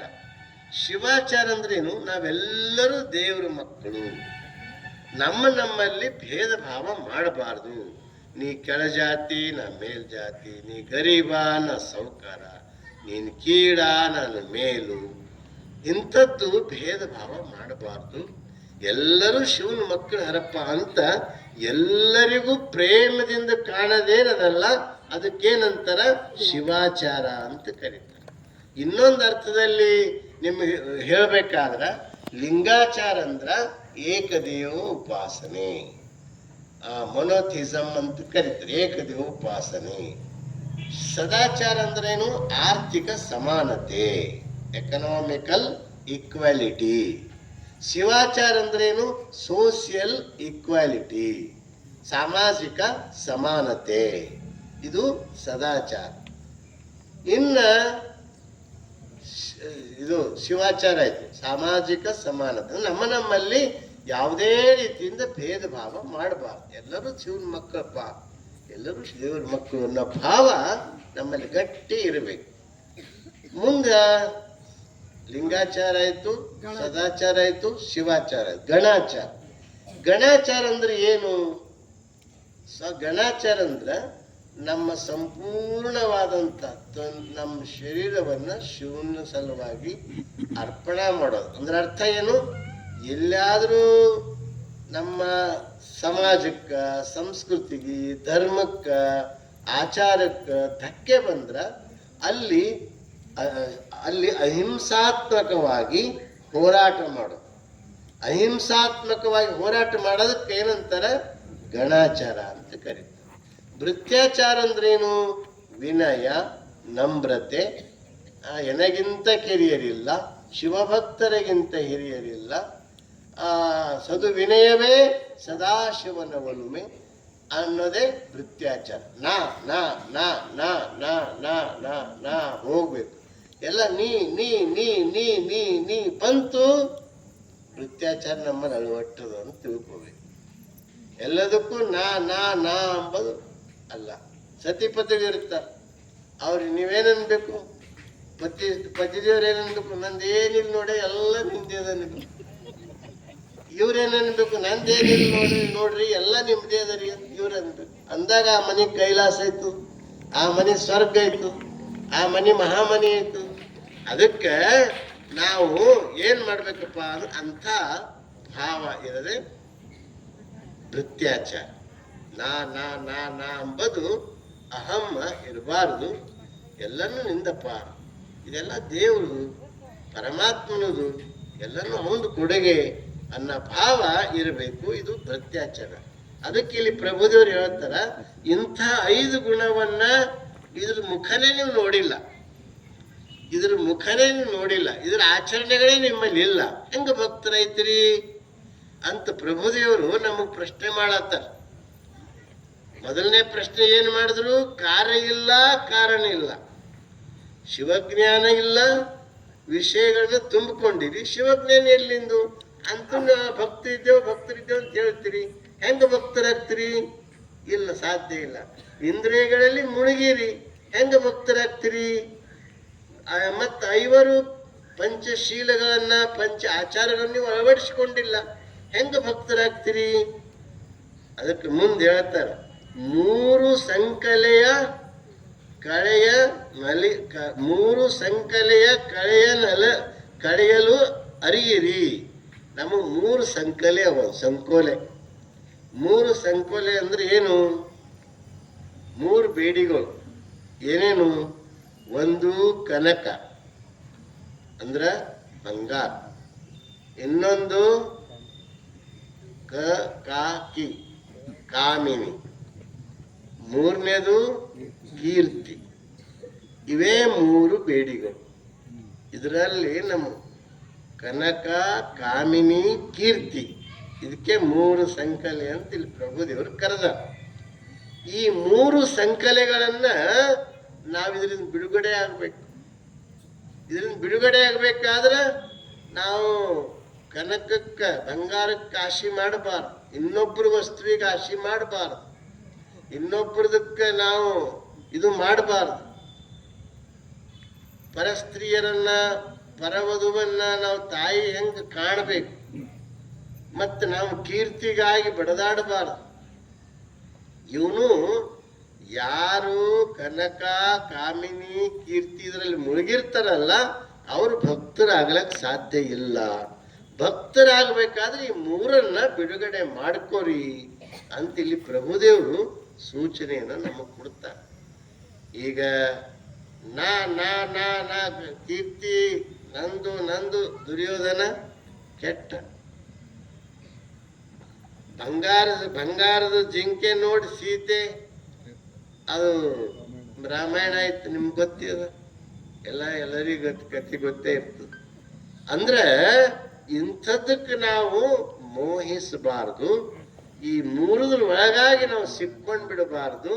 ಈ 3 ನಾವು ಗೆದ್ರೆ ಅದು ನಿಜವಾದ ನೀವು ಭಕ್ತರಾಗ್ತೀರಿ ಅಂತ ಇಲ್ಲಿ ಭಕ್ತರದು ಲಕ್ಷಣವನ್ನ ಹೇಳ್ತಾರೆ. ಇನ್ನ ಕೊನೆ ಸಾಲೊಂದು ನೋಡ್ರಿ, ಈ 3 ಸಂಕಲೆಯ ಕಳೆಯಲ್ಲಿ ಅರಿಯಿರಿ.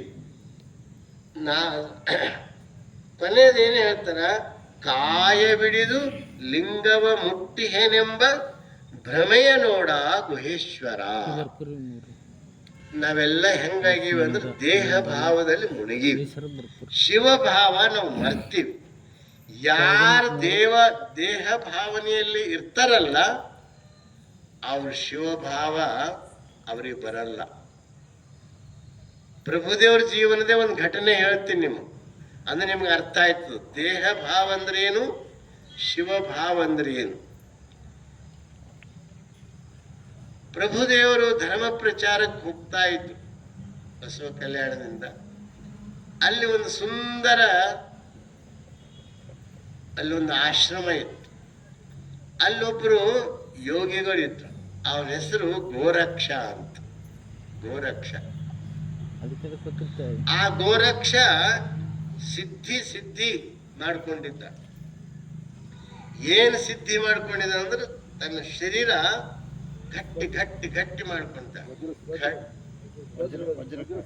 ಹಾ, ವಜ್ರದೇಹಿ ಅಂತಾರ. ವಜ್ರದೇಹಿ ಎಲ್ಲರಿಗೂ ಗೊತ್ತದ ಇದು ಘಟನೆ, ಸುಮ್ಮನೆ ಸಂಬಂಧಪಟ್ಟಿದ್ದಂತ ಹೇಳ್ತಾ ಇದ್ದೀನಿ.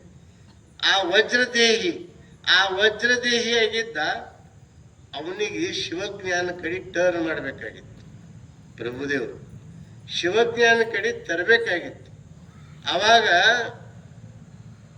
ಯಾರಪ್ಪ ನೀನು ಅಂತ ಕೇಳಿದ್ರು. ಅವ ಅಹಮದಿಂದ ಕೇಳ್ತಿದ್ದ, ಯಾಕೆ ನಾನು ವಜ್ರದೇಹಿ ನನ್ನಂಗ. ಇವ್ರೇನೋ ಶಿವತತ್ವದ ಬಗ್ಗೆ ಹೇಳಿದ್ರು, ಅದೆಲ್ಲ ಬಿಡುವಪ್ಪ, ಖಡ್ಗ ತಪ್ಪು ನನಗೆ ಹೊಡಿ ಅಂದ್ರೆ ನನ್ನಂಗ ವಜ್ರದೇಹಿ ಯಾರೂ ಇಲ್ಲ ಅನ್ನೋದು ಅವನಿಗೆ ತಲೆಗೇರಿತ್ತದು, ಬ್ರಹ್ಮರಂದ್ರಕ್ಕೆ ಏರಿತ್ತದು. ಅವಾಗ ಅವ ಏನ್ ಮಾಡ್ದ? ಆಯ್ತು ತಲವಾರ್ ಅಂದ. ತಲವಾರ್ ತಗೊಂಡ. ಪ್ರಭುದೇವ್ರು ತಗೊಂಡು ಅವನಿಗೆ ಹಿಂಗ್ ಹೊಡೆದ್ರು. ಅದು ಹೆಂಗ್ ಬರ್ತಿತ್ತು ಶಬ್ದ ಅಂದ್ರೆ ಖನ್ ಖನ್ ಖನ್ ಖನ್ ಅಂತ ಶಬ್ದ ಬರ್ತಿತ್ತು. ಈ ಕಬ್ಬಿಣ ಕುಡಿದ್ರೆ ಹೆಂಗ ಶಬ್ದ ಬರ್ತಲ್ಲ ಆವಾಜ್, ಹಂಗ ಶರೀರಕ್ಕೆ ಹೊಡೆದ್ರೆ ಖನ್ ಖನ್ ಖನ್ ಖನ್ ಅಂತಿತ್ತಂತು. ಅವಾಗ ಪ್ರಭುದೇವರು ಈಗ ನೀ ನನಗೆ ಹೊಡಿ ಅಂದ್ರ ನೀ ತಗೋ ಖಡ್ಗ ನಂಗೆ ಹೊಡಿ ಅಂದ್ರ ಅವರು ಹೊಡೆದ್ರೆ ಖನ್ನ ಶಬ್ದನೂ ಇಲ್ಲ. ಆ ತಲವಾರ್ ಬರೇ ಗಾಳಿಗೆ ತಿರುಗ್ಲತ್ತಂತ ಬರೇ ಗಾಳಿಲೇ ತಿರುಗದ ನೋಡಿ ಆ ಗಾಬರಿಗೊಂಡ. ಅವಾಗ ಪ್ರಭುದೇವರಿಗೆ ಉದ್ದು ಸಾಷ್ಟಾಂಗ ಹಾಕ್ಬಿಟ್ಟ. ಅದಕ್ಕೆ ಅವಾಗ ಅವನಿಗೆ ನಿಜ ಬೋಧೆ ಮಾಡ್ತಾರ. ಅವಾಗ ಏನ್ ಮಾಡ್ತಾನ, ಅವನಿಗೆ ಲಿಂಗ ದೀಕ್ಷಾ ಮಾಡಿ ಅವ ಕಲ್ಯಾಣ ಕರ್ಕೊಂಡ್ ಬರ್ತಾರ. ಅವ ಗೋರಕ್ಷ ಬರ್ದಿದ್ದು ವಚನಗಳು ಅದಾವ. ಅಂಥ ಅಂದ್ರೆ ಇಲ್ಲಿ ದೇಹ ಭಾವ ಅಂದ್ರ ವಜ್ರದೇಹಿ ಗೋರಕ್ಷ, ಶಿವಭಾವ ಅಂದ್ರ ಅಲ್ಲಮ್ಮ ಪ್ರಭುಗಳು.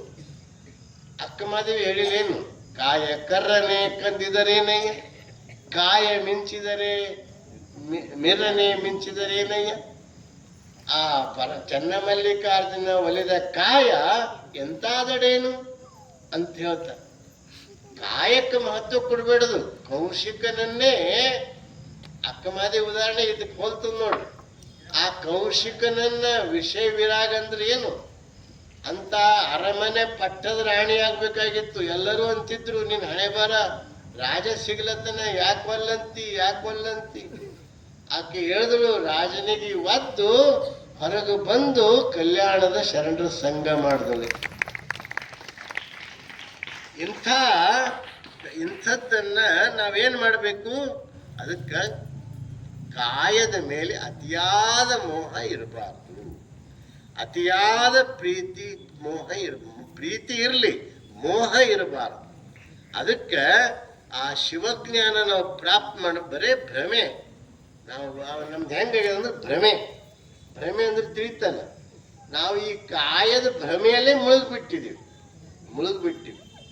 ಅದಕ್ಕೆ ನಾವು ಭ್ರಮೆಯಲ್ಲಿ ಮುಳುಗಬಾರ್ದು. ಈ ಯಾರ್ದೋ ಮನ್ಯಾಗ ಬಾಡಿಗೆ ಇದ್ರಂತ ಗಂಡ ಹೆಂಡತಿ. ಬಾಡಿಗೆ ಇಟ್ಟು ಹಿಂದೂ ಜಗಳ ಆಡಿದವರಲ್ಲ, ಒಂದ್ ದಿವಸ ಜಗಳ ಮುಗ್ಲಿಗೆ ಮುಟ್ತು. ನಾನಿ ಯಾಕೆ ಎಂದೂ ಆಡಿಲ್ಲ ಅಂತ ಕೆಳಗಿನ ಮಾಲಕ್ ಮ್ಯಾಲ ಹೋಗಿ ಕೇಳ್ತಾನ, ಏನ್ರಿ ಏನ್ ಜಗಳ ನಡೆದ, ಬೈಲತ್ತೀರಿ, ಹೊಡೆದಾಡ್ಲತ್ತೀರಿ, ಏನ್ ಕಾರಣ? ಎಲ್ಲಿ ನೋಡ್ರಿ, ನನ್ನ ಮಗನಿಗೆ ನಾ ಡಾಕ್ಟರ್ ಓದಿಸ್ಬೇಕಲ್ಲತ್ತಿದ, ಅವ ಇಂಜಿನಿಯರ್ ಮಾಡ್ಬೇಕಲ್ಲತ್ತಾಳಕಿ. ಡಾಕ್ಟರ್ ಮಾಡಿದ್ರೆ 4 ಜನರ ಸೇವಾ ಆಯ್ತು, ಇಂಜಿನಿಯರ್ ಮಾಡಿದ್ರೆ ಏನಾಯ್ತು ರೀ ಅಂತ ಅವ ಕೇಳತ್ತ. ಇಬ್ರು ಜಗಳನೇ. ಮಾಲಕರ ಕರು ಹುಡುಗಿ ಎಲ್ಲನೇ ಕರೀರಿ, ಅವನಿಗೆ ಕೇಳ್ರಿ, ಹುಡುಗಿ ಎಲ್ಲ ಇಬ್ರು ಗಪ್ಪ. ಇನ್ನಾವ ಹುಟ್ಟೆ ಇಲ್ರಿ ಅಂತ, ಹುಟ್ಟೆ ಇಲ್ಲ. ಇದಕ್ಕೇನಂತಾರ? ಭ್ರಮೆ. ತಿಳಿತಲ್ಲ ಈಗ ಭ್ರಮೆ ಅಂದ್ರೆ ಏನು? ಹಂಗ ನಾವು ಆ ಭ್ರಮೆದಾಗ ನಾವು ಮುಳುಗಿದೀವಿ. ಹಂಗ ಭ್ರಮೆದಾಗ ನಾವು ಮುಳುಗಲಾರ್ದೇನೆ ನಾವು ಆ ಭ್ರಮೆದಾಗ ಮುಳುಗಿದ ಮೇಲೆ ಲಿಂಗ ಜ್ಞಾನ ಹೆಂಗ್ ಪ್ರಾಪ್ತ ಆಗ್ತದ ಅಂತ 4 ಮಾತುಗಳನ್ನ ಪ್ರಭುದೇವರು ನಮಗೆ ಹೇಳ್ತಾರೆ. ಒಂದನೇದು ಶಿವಜ್ಞಾನವನ್ನ ಪ್ರಾಪ್ತ ಮಾಡ್ಕೋಬೇಕು, ವಿಷಯಗಳನ್ನ ತ್ಯಾಗ ಮಾಡಬೇಕು. ಇದು ಮೊದಲನೇದು, ನಾವು ಭಕ್ತರಾಗಬೇಕ. ಎರಡನೇದೇನು ಪಂಚೇಂದ್ರಿಯಗಳಲ್ಲಿ ನಾವು ಮುಳುಗಬಾರ್ದು. ಎಮ್ಮಿ ಆಕಳು ಉದಾಹರಣೆ ನೆನಪಿಟ್ರು ಸಾಕು. ಅಂದ್ರೆ ಹಂಗ ಸಂಸಾರದಾಗ ಎಮ್ಮೆ ಹಂಗೆ ಮುಳುಗೋರು ಇರ್ತಾರ್ರಿ, ನೀವು ಮುಳುಗಲ್ರಿ. ಇಲ್ಲಿ ಬರ್ಲಾರ್ದವ್ರು ಮುಳುಗ್ಯಾರಂತೆ ಬಂದಿಲ್ಲ ನೋಡ್ರು. ಅದಕ್ಕ ಇನ್ನ ಮೂರನೇದೇನು 5 ಆಚಾರಗಳನ್ನ ಅಳವಡಿಸ್ಕೋಬೇಕು. 4ನೇದೇನು ದೇಹಾಭಿಮಾನ ಕಳ್ಕೊಂಡು ದೇಹ ಭಾವ ಕಳ್ಕೊಂಡು ಶಿವ ಭಾವ ಅಳವಡಿಸ್ಕೋಬೇಕು. ಈ 4 ಲಕ್ಷಣಗಳನ್ನ ಪ್ರಭುದೇವರು ಹೇಳ್ತಾರ. ಅದಕ್ಕೆ ನಾವು ಶಿವಜ್ಞಾನ ಪ್ರಾಪ್ತ ಮಾಡ್ಕೋಬೇಕು. ಎರಡನೇದು ಪಂಚೇಂದ್ರಿಯಲ್ಲಿ ಮುಳುಗಬಾರ್ದು, 5 ಆಚಾರಗಳನ್ನ ಅಳವಡಿಸ್ಕೋಬೇಕು. ಆಮೇಲೆ ಕನಕ ಕಾಮಿನಿ 3 ಸಂಕೋಲೆಗಳನ್ನ ಅದರಲ್ಲಿ ಅದಕ್ಕೆ ಮೋಹಕ್ಕೊಳಗಾಗಬಾರ್ದು.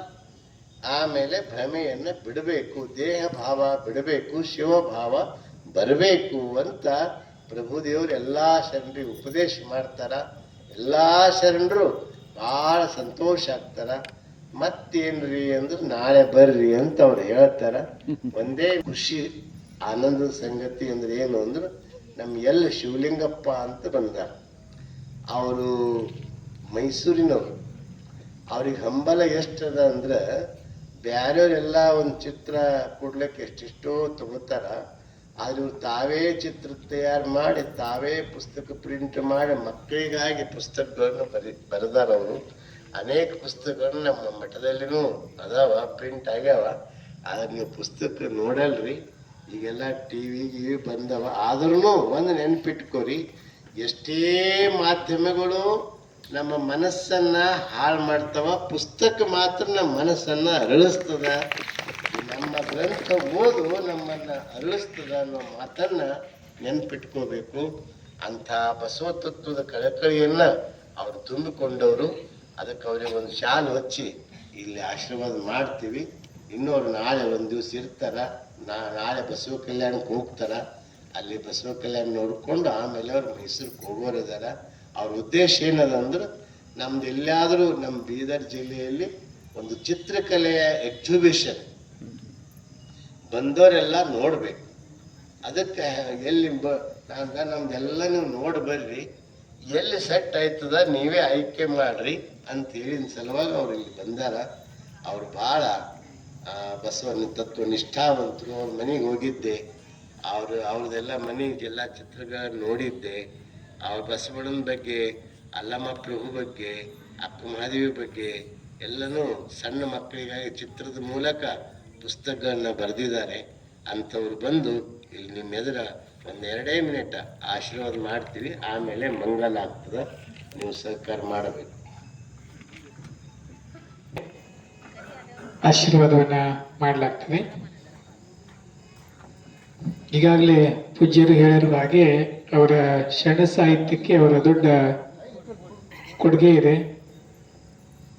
ವಿಶೇಷವಾಗಿ ಮಕ್ಕಳಿಗೆ ಚಿತ್ರದ ಮೂಲಕ ಶರಣರ ಚರಿತ್ರೆ ಸಾಹಿತ್ಯ ಗೊತ್ತಾಗಬೇಕಂತ ತಿಳ್ಕೊಂಡು ಅವರು ಅನೇಕ ಪುಸ್ತಕಗಳನ್ನು ಮಾಡಿದ್ದಾರೆ. ನಮ್ಮ ಮಠದಿಂದಲೇ ಅದು ಮರಾಠಿ, ಹಿಂದಿ, ಕನ್ನಡ ಭಾಷೆಯಲ್ಲಿ ಅವರ ಪುಸ್ತಕಗಳನ್ನು ಪ್ರಿಂಟ್ ಮಾಡಿದ್ದೀವಿ. ಓಂ ಶ್ರೀ ಗುರು ಬಸವಲಿಂಗಾಯ ನಮಃ. ಶ್ರೀ ವಿಶ್ವಗುರು ಬಸವ ತಂದೆಯ ಶ್ರೀರಕ್ಷೆ ನಿಮ್ಮ ಮೇಲಿರಲಿ. ಶ್ರೀ ಗುರು ಚನ್ನ ಬಸವ ಪಟ್ಟದೇವರ ಅಖಂಡ ಆಶೀರ್ವಾದ ನಿಮ್ಮನ್ನು ಕಾಪಾಡುತ್ತಿರಲಿ. ಆಯುಷ್ಯ ಆರೋಗ್ಯ ಸಂಪತ್ತು ನೀಡಿ ಗುರು ಕರುಣೆ ನಿಮ್ಮನ್ನು ಕಾಪಾಡುತ್ತಿರಲಿ. ಗುರು ರಕ್ಷೆ ನಿಮ್ಮನ್ನು ಕಾಪಾಡುತ್ತಿರಲಿ. ಮತ್ತೊಮ್ಮೆ ತಾವೆಲ್ಲ ಜೋರಾಗಿ ಚಪ್ಪಾಳೆ ತಟ್ಟಿ ಅವರಿಗೆ ಅಭಿನಂದಿಸಬೇಕು. ಈಗ ಮಂಗಲವನ್ನ ಮಾಡೋಣ. ಜಯ ಗುರು ಬಸಾರಕ ಬಸವಣ್ಣ, ಕಲ್ಯಾಣ ವಾಸನೆ ಬಸವಣ್ಣ, ಕಾರುಣ್ಯ ಮೂರ್ತಿ ಕಾಯಕ ಯೋಗಿಯ ಬಸವಣ್ಣ, ಕೈವಲ್ಯದಾತನೆ ಬಸವಣ್ಣ, ನಿರ್ಗುಣ ರೂಪನೆ ಬಸವಣ್ಣ, ನಿಷ್ಕಲ ಲಿಂಗನೆ ಅಕಾರ ಉಕಾರ ಮಕಾರ ಮೂಲದ ಪರಮ ಪ್ರಭುವೆ ನೀ ಬಸವಣ್ಣ, ಪತಿತ ಪಾವನ ಬಸವಣ್ಣ, ಭಕ್ತರ ಪ್ರಾಣನೆ ಬಸವಣ್ಣ, ಭವ ಭಯ ತಾರಕ ಬಸವಣ್ಣ, ಕಿಂಕರ ನೀನೆ ಬಸವಣ್ಣ, ಶಂಕರ ನೀನೆ ಬಸವಣ್ಣ, ಮಂಕು ಮಾನವರ ಮದವನು ಅರಸಿದ ಬಸವಣ್ಣ, ಅಣುವಿನೊಳಗೆ ನೀ ಅಣುವನ್ನ, ಮಾದೊಳಗೆ